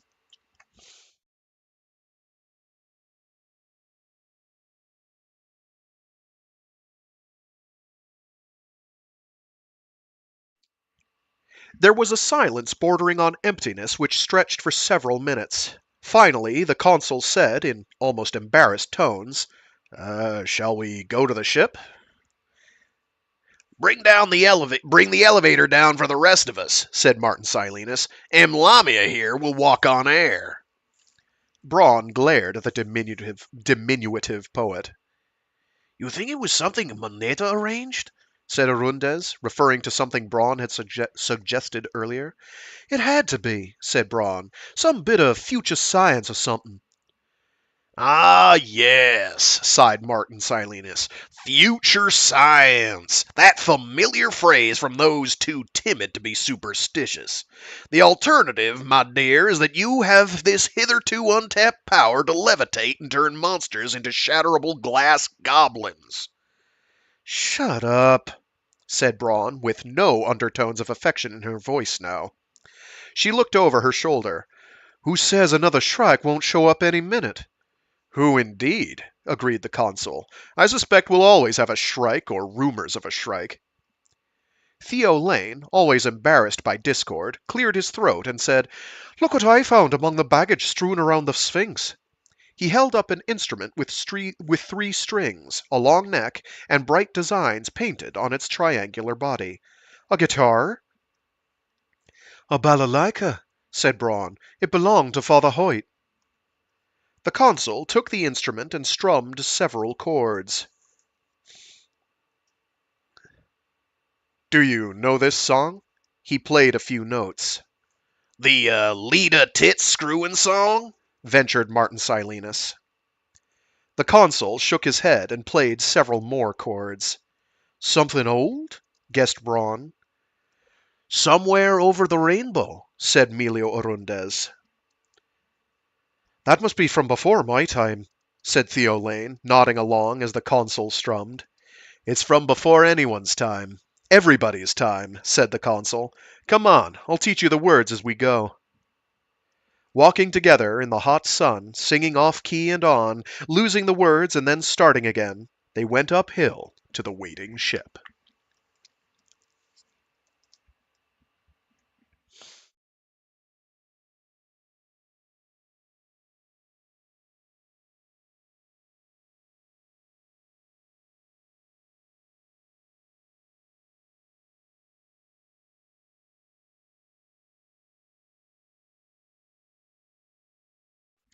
Epilogue 5.5 months later, 7 months pregnant, Braun Lamia took the morning dirigible north from the capital to the poet's city for the consul's farewell party.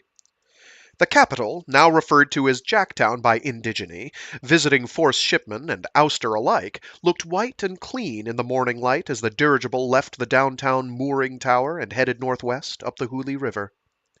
The biggest city on Hyperion had suffered during the fighting, but now most of it had been rebuilt, and a majority of the 3 million refugees from the fiber plastic plantations and smaller cities on the southern continent had elected to stay, despite recent surges in interest in fiber plastic from the ousters. So the city had grown like Topsy, with basic services such as electricity, sewage, and cable HTV service just reaching the hilltop warrens between the spaceport and the old town. But the buildings were white in the morning light, the spring air rich with promise, and Braun saw the rough slashes of new roads and the bustle of river traffic below as a good sign for the future. Fighting in Hyperion space had not lasted long after the destruction of the web.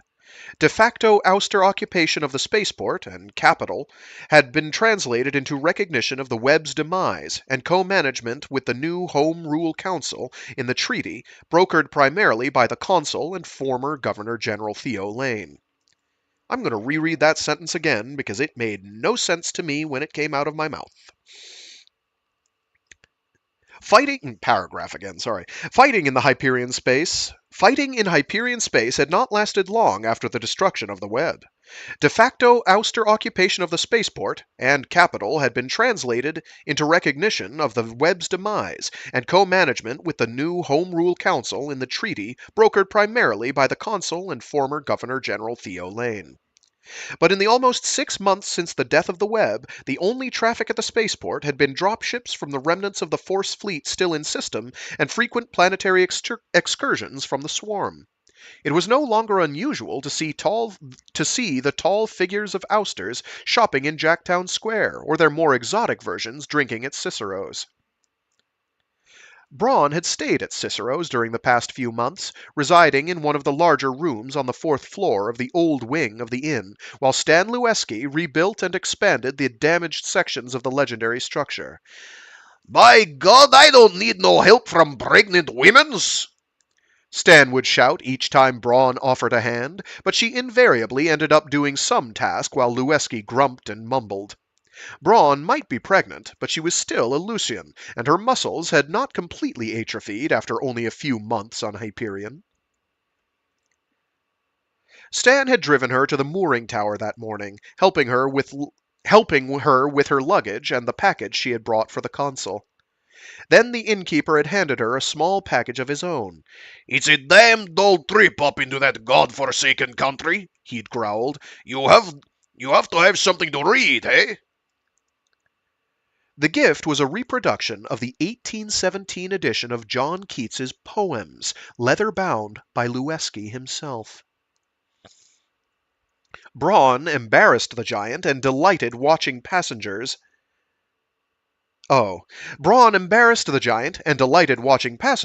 by hugging him until the bartender's ribs creaked. "Enough, goddammit!" he muttered, rubbing his side. "Tell that consul I want to see his worthless hide back here before I give the worthless in to my son. Tell him that, okay?" Braun had nodded and waved with the other passengers to well-wishers seeing them off. Then she had continued waving from the observation mezzanine as the airship untied, discharged ballast, and ponderously moved out over the rooftops. Now, as the ship left the suburbs behind and swung west to follow the river, Braun had her first clear view of the mountaintop to the south, where the face of sad King Billy still brooded down on the city. There was a fresh 10-meter scar, slowly fading from weather, on Billy's cheek, where a laser lance had slashed during the fighting. But it was the larger sculpture taking shape on the northwest face of the mountain which caught Braun's attention. Even with modern cutting equipment borrowed from Force, the work was slow, and the great aquiline nose, heavy brow, broad mouth, and sad, intelligent eyes were just becoming recognizable. Many of the Hegemony's refugees left on Hyperion had objected to Mina Gladstone's likeness being added to the mountain, but Rithmet Korber III, great-grandson of the sculptor who had created Sad King Billy's face there, and, incidentally, the man who now owned the mountain, had said, as diplomatically as possible, "Fuck you," and gone on with the work. Another year, perhaps two, and it would be finished. Braun sighed, rubbed her distended stomach, an affectation she had always hated in pregnant women, but one she now found impossible to avoid, and walked clumsily to a deck chair on the observation deck. If she was this huge at 7 months, what would she be like at full term? Braun glanced up at the distended curve of the dirigible's great gas envelope above her, and winced.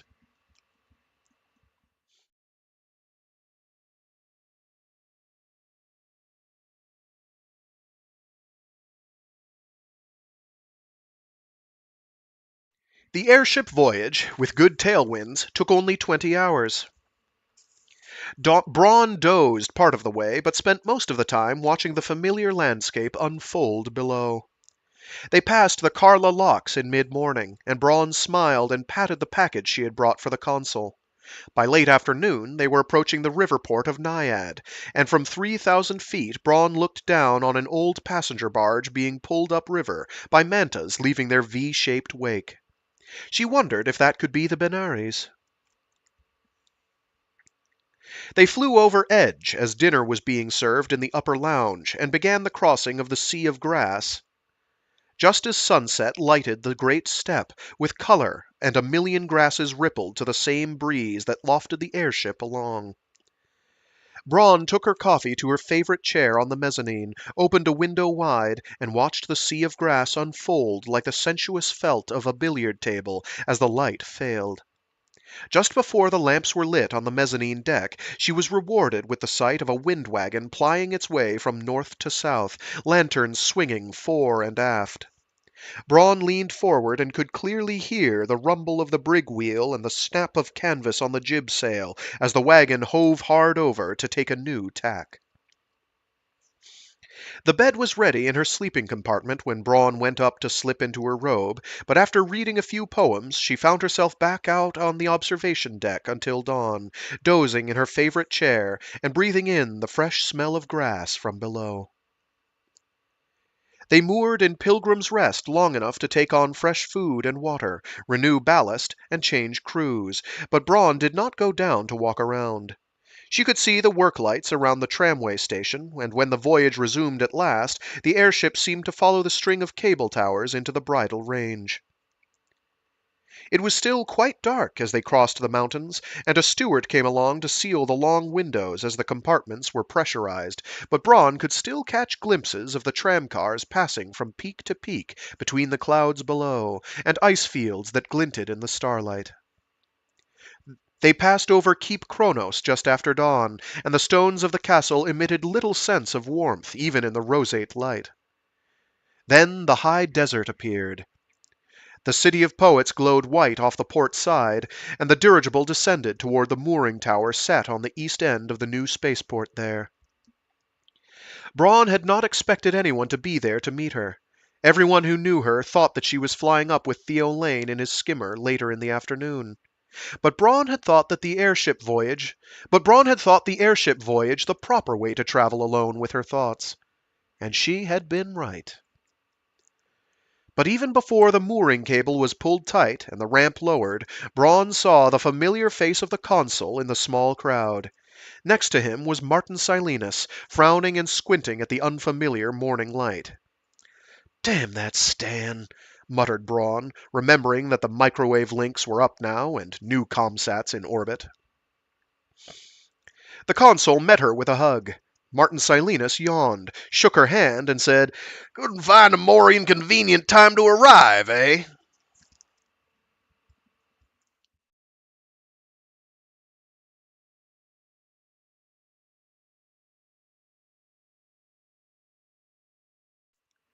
There was a party in the evening. It was more than the Consul leaving them next morning. Most of the Force fleet still remaining was heading back, and a sizable portion of the Ouster swarm was going with them. A dozen dropships littered the small field near the Consul's spaceship, as Ousters paid their last visit to the Time Tombs, and Force officers stopped by Kassad's tomb a final time. The poet's city itself now had almost 1,000 full-time residents, many of them artists and poets, although Silenus said that most were poseurs. They had twice tried to elect Martin Silenus mayor. He had declined twice. And soundly cursed his would-be constituency. But the old poet continued to run things, supervising the restorations, adjudicating disputes, dispensing housing, and arranging for supply flights from Jacktown and points south. The poet's city was no longer the dead city. Martin Silenus said that the collective IQ had been higher when the place was deserted. The banquet was held in the rebuilt dining pavilion, and the great dome echoed to laughter as Martin Silenus read ribald poems and other artists performed skits. Besides the Consul and Silenus, Bronze round table boasted half a dozen ouster guests, including Freeman Genga and Cordwell Minmun, as well as Rithmet Corber III, dressed in stitched pelts and a tall cone of a cap. Theo Lane arrived late, with apologies, shared the most recent Jacktown jokes with the audience, and came over to the table to join them for dessert. Lane had been mentioned recently as the people's choice for Jacktown's mayor in the fourth-month elections soon to be held. Both Indigene and Ouster seemed to like his style, and so far Theo had shown no signs of declining the honor if it were offered to him.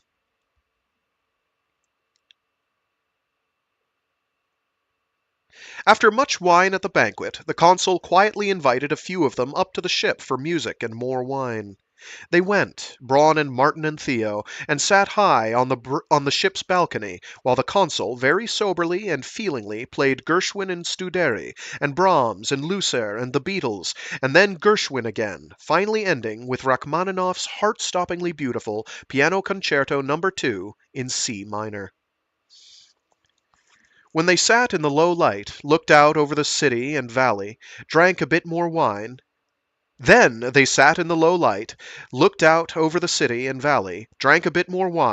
talked late into the night. "What do you expect to find in the web?" Theo asked the Consul. "Anarchy? Mob rule? Reversion to Stone Age life?" "All of that and more, probably," smiled the Consul. He swirled the brandy in his glass. "Seriously, there were enough squirts before the fat line went dead to let us know that despite some real problems, most of the old worlds of the web will do all right." Theo Lane sat nursing the same glass of wine he had brought up from the dining pavilion. "Why do you think the fat line went dead?" Martin Silenus snorted. "God got tired of us scribbling graffiti on his outhouse walls." They talked of old friends, wondering how Father Duray was doing. They had heard about his new job on one of the last fat line intercepts. They remembered Lenar Hoyt. "Do you think he'll automatically become Pope when Duray passes away?" asked the Consul. "I doubt it," said Theo, "but at least he'll get a chance to live again if that extra cruciform Duray carries on his chest still works." "I wonder if he'll come looking for his balalaika," said Silenus, strumming the instrument.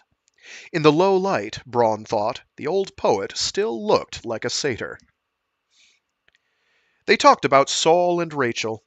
In the past 6 months, hundreds of people had tried to enter the Sphinx.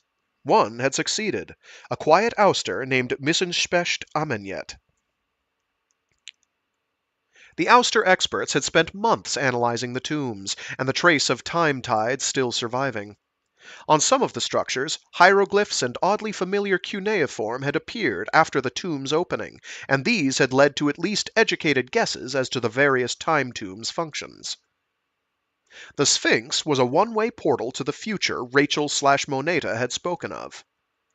No one knew how it selected those it wished to let pass, but the popular thing for tourists was to try to enter the portal. No sign or hint of Saul and his daughter's fate had been discovered. Braun found that she thought of the old scholar often. Braun, the Consul, and Martin Silenus drank a toast to Saul and Rachel. The Jade Tomb appeared to have something to do with gas giant worlds. No one had been passed by its... What? No one had been passed by its particular portal. No one had been passed by its particular portal, but exotic ousters, designed and bred to live in Jovian habitats, arrived daily to attempt to enter it. Both ouster and force experts repeatedly pointed out that the tombs were not farcasters, but some other form of cosmic connection entirely. The tourists didn't care. The obelisk remained a black mystery. The tomb still glowed, but it now had no door. Ousters guessed that armies of Shrikes still waited within. Martin Silenus thought that the obelisk was only a phallic symbol thrown in the Valleys decor as an afterthought. Others thought it might have something to do with the Templars. Braun, the Consul, and Martin Silenus drank a toast to true voice of the tree, Het Mastine. The resealed crystal monolith was Colonel Fedman Kassad's tomb. Decoded markings set in stone talked of a cosmic battle and a great warrior from the past who appeared to help defeat the Lord of Pain. Young recruits down from the torch ships and attack carriers ate it up. Kassad's legend would spread as more of these ships returned to the worlds of the old web. Braun, the Consul, and Martin Silenus drank a toast to Fedman Kassad. Fedman Kassad. The first and second of the cave tombs seemed to lead nowhere, but the third appeared to open to labyrinths on a variety of worlds. After a few researchers disappeared, the Ouster research authorities reminded tourists that the labyrinths lay in a different time, possibly hundreds of thousands of years in the past or future, as well as a different space. They sealed the caves off except to qualified experts. Braun, the Consul, and Martin Silenus drank a toast to Paul de Rey and Lenar Hoyt. The Shrike Palace remained a mystery. The tiers of bodies were gone when Braun and the others had returned a few hours later, the interior of the tomb the size it had been previously, but with a single door of light burning in its center. Anyone who stepped through disappeared. None returned. The researchers had declared the interior off-limits while they worked to decode letters carved in stone, but badly eroded by time. So far, they were certain of 3 words, all in Old Earth Latin, translated as Colosseum, Rome, and repopulate.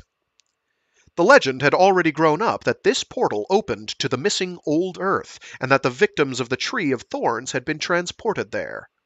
Hundreds more waited. "See," Martin Silenus said to Braun, "if you hadn't been so fucking quick to rescue me, I could have gone home." Theo Lane leaned forward. "Would you really have chosen to go back to Old Earth?" Martin smiled his sweetest satyr smile. "Not in a fucking million years. It was dull when I lived there, and it'll always be dull. This is where it's happening." Silenus drank a toast to himself. In a sense, Braun realized, that was true. Hyperion was the meeting place of ouster and former hegemony citizen. The time tombs alone would mean future trade and tourism and travel as the human universe adjusted to a life without farcasters. She tried to imagine the future as the ousters saw it, with great fleets expanding humankind's horizons, with genetically tailored humans colonizing gas giants and asteroids and worlds harsher than pre-terraformed Mars or Hebron. She could not imagine it. This was a universe her child might see, or her grandchildren. "What are you thinking, Braun?" asked the Consul, after silence stretched. She smiled. "About the future," she said, "and about Johnny." "Ah, yes," said Silenus. "The poet who could have been God, but who wasn't." "What happened to the second persona, do you think?" asked Braun. The Consul made a motion with his hand. "I don't see how it could have survived the death of the core. Do you?" Braun shook her head. "I'm just jealous. A lot of people seem to have ended up seeing him. Even Emilio Arundez said he met him in Jacktown." They drank a toast to Emilio, who had left 5 months earlier with the first Force spinship returning webward. Everyone saw him but me, said Braun, frowning at her brandy and realizing that she had to take more prenatal anti-alcohol pills before turning in. She realized that she was a little drunk. The stuff couldn't harm the baby if she took the pills, but it had definitely gotten to her. I'm heading back, she announced and stood, hugging the Consul. Gotta be up bright and early to watch your sunrise launch. You're sure you don't want to spend the night on the ship? Asked the Consul. The guest room has a nice view of the valley. Braun shook her head. All my stuff's at the old place. All my stuff's at the old palace. I'll talk to you before I go, said the Consul, and they hugged again, quickly, before either had to notice Braun's tears. Martin Silenus walked her back to the poet's city. They paused in the lighted galleria outside the apartments. Were you really on the tree, or only stim-simming it while sleeping in the Shrike Palace? Braun asked him.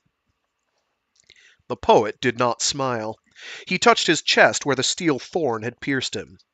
Was I a Chinese philosopher dreaming that I was a butterfly, or a butterfly dreaming that I was a Chinese philosopher? Is that what you're asking, kid? Yes. That's correct, Silenus said softly. Yes, I was both, and both were real, and both hurt. And I will love and cherish you forever for saving me, Braun. To me, you will always be able to walk on air. He raised her hand and kissed it. Are you going in? No, I think I'll stroll in the garden for a minute. The poet hesitated. All right, I think. We have patrols, mech and human, and our Grendel Shrike hasn't made an encore appearance yet. But be careful, okay? Don't forget, said Braun, I'm the Grendel killer. I walk on air and turn them into glass goblins to shatter. Uh-huh, but don't stray beyond the gardens, okay, kiddo? Okay, said Braun. She touched her stomach. We'll be careful.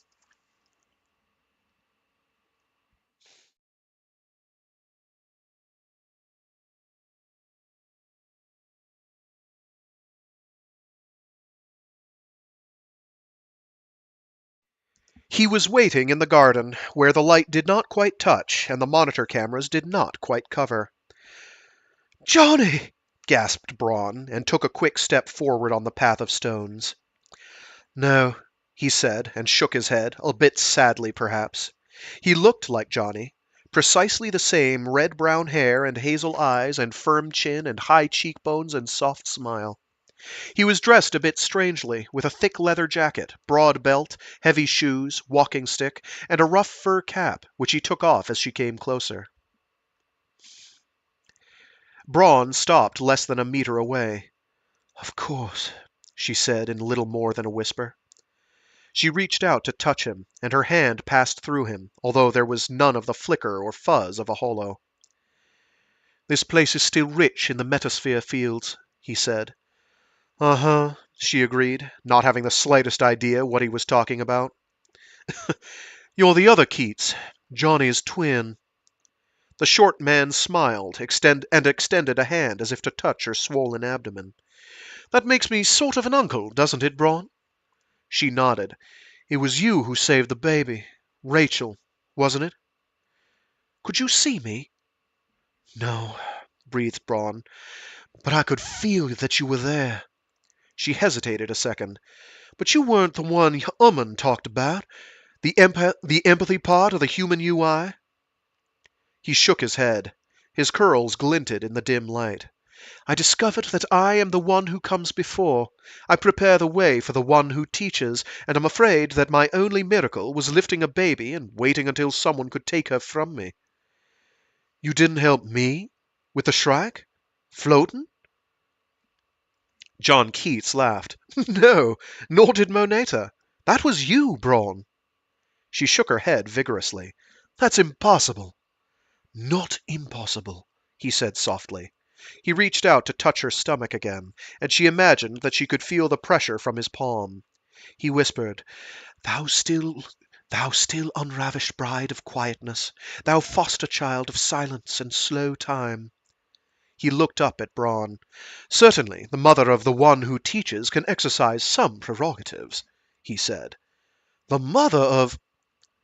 Braun suddenly had to sit down and found a bench just in time. She had never been awkward before in her life, but now, at 7 months, there was no graceful way she could manage sitting.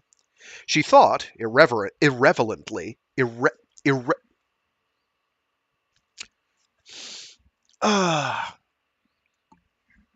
going to be that way, is it? She thought, irrelevantly, of the dirigible coming in for mooring that morning. "The one who teaches," repeated Keats. "I have no idea what she will teach, but it will change the universe and set ideas in motion that will be vital 10,000 years from now." "My child?" she managed, fighting a bit for air. "Johnny's and my child?" The Keats persona rubbed its cheek. "The junction of human spirit and AI logic which Uman and the Core sought for so long and died not understanding," he said. He took a step. "I only wish I could be around when she teaches whatever she has to teach. See what effect it has on the world. This world. Other worlds." Braun's mind was spinning, but she had heard something in his tone. "Why, where will you be? What's wrong?" Keats sighed. "The core is gone.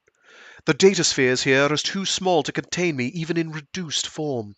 Except for the force ship AIs, I don't think I'd like it there. I never took orders well." "And there's nowhere else?" asked Braun. "The metasphere," he said, glancing behind him, "but it's full of lions and tigers and bears, and I'm not ready yet." Braun let that pass.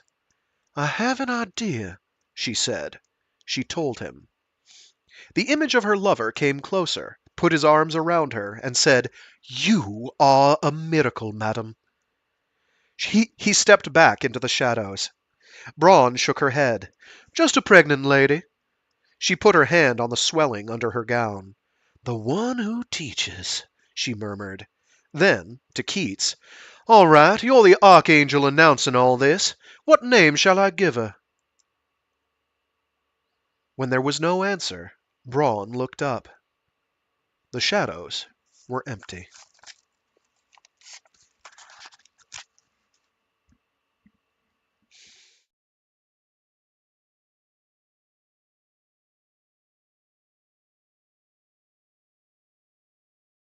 Braun was at the spaceport before the sun rose. It was not exactly a merry group bidding farewell. Beyond the usual sadness of saying goodbye, Martin, the Consul, and Theo were nursing hangovers since day-after pills were out of stock on post-Web Hyperion. Only Braun was in fine temper. "Goddamn ship's computer has been acting weird all morning," grumbled the Consul. "How so?" smiled Braun. The Consul squinted at her. "I ask it to run through a regular pre-launch checklist, and the stupid ship gives me verses." "Verse?" said Martin Silenus, raising one satyr's brow. "Yeah, listen." The Consul keyed his comlog. A voice familiar to Braun said, "So, ye three ghosts, adieu. Ye cannot raise my head cool-bedded in flowery grass, for I would not be dieted with praise, a pet lamb in a sentimental farce. Fade softly from my eyes, and be once more in mask-like figures on the dreamy urn. Farewell! I yet have visions for the night, and for the day faint visions there is store. Vanish, ye phantoms, from my idle sprite, into the clouds, and never more return." Theo Lane said, "A defective AI? I thought your ship had one of the finest intelligences outside the core." "It does," said the Consul. "It's not defective. I ran a full cognitive and function check. Everything's fine. But it gives me this." He gestured at the comlog recording readout. Martin Silenus glanced at Braun Lamia, looked carefully at her smile, and then turned back to the Consul. "Well, it looks as if your ship might be getting literate. Don't worry about it. It'll be good company during the long trip there and back." In the ensuing pause, Braun brought out a bulky package. "A going-away present," she said. The Consul unwrapped it, slowly at first, and then ripping and tearing as the folded, faded, and much abused little carpet came into sight. He ran his hands across it, looked up, and spoke with emotion filling his voice. How did you... Braun smiled. An Indigene refugee found it below the Carla locks. She was trying to sell it in the Jacktown marketplace when I happened along. No one was interested in buying. The Consul took a deep breath and ran his hands across the designs on the hawking mat which had carried his grandfather Merrin to the fateful meeting with his grandmother Siri. I'm afraid it doesn't fly anymore, said Braun. The flight filaments need recharging, said the Consul. I don't know how to thank you. Don't, said Braun. It's for good luck on your voyage. The Consul shook his head, hugged Braun, shook hands with the others, and took the lift up into his ship. Braun and the others walked back to the terminal. There were no clouds in Hyperion's lapis lazuli sky. The sun painted the distant peaks of the Bridal Range in deep tones and promised warmth for the day to come. Braun looked over her shoulder at the Poet's City and the valley beyond. The tops of the taller time tombs were just visible. One wing of the Sphinx caught the light. With little noise and just a hint of heat, the Consul's ebony ship lifted on a pure blue flame and rose toward the sky. Braun tried to remember the poems she had just read and the final lines of her love's longest and finest unfinished work. Anon rushed by the bright Hyperion.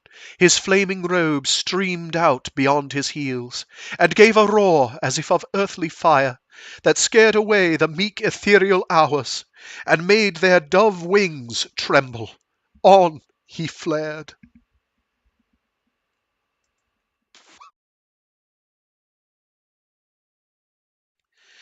Sorry about that. Braun felt the warm wind tug at her hair. Give me a sec, I need to compose myself again.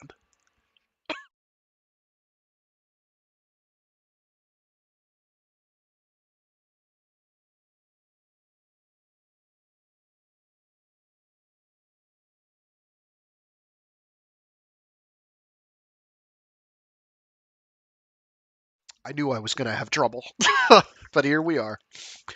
Braun felt the warm wind tug at her hair. She raised her face to the sky and waved, not trying to hide or brush away the tears, waving fiercely now as the splendid ship pitched over and climbed toward the heavens with its fierce blue flame and, like a distant shout, created a sudden sonic boom which ripped across the desert and echoed against distant peaks. Braun let herself weep and waved again, continued waving, at the departing Consul, and at the sky, and at friends she would never see again, and at part of her past, and at the ship rising above, like a perfect ebony arrow shot from some god's bow. On he fled.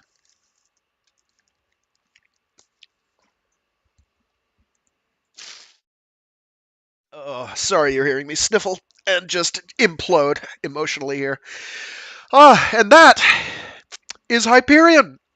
Well, The Fall of Hyperion. It's the Hyperion Cantos by Dan Simmons. It's pretty good. I recommend getting a copy at your earliest convenience. Thanks. It's fairly well written, and it turns me into a blubbering man-child baby who cannot compose himself worth anything because it's really well done. Oy, sorry about that. But here we are. Let it not be said that we are members of... that we are... never mind, frigate. The book says it all. I'm going to have to reread that last paragraph because I just can't go out with it being that blubbery and incoherent. Give me a sec. We're going to recompose and try it again. And we'll probably just blubber again and leak more fluid.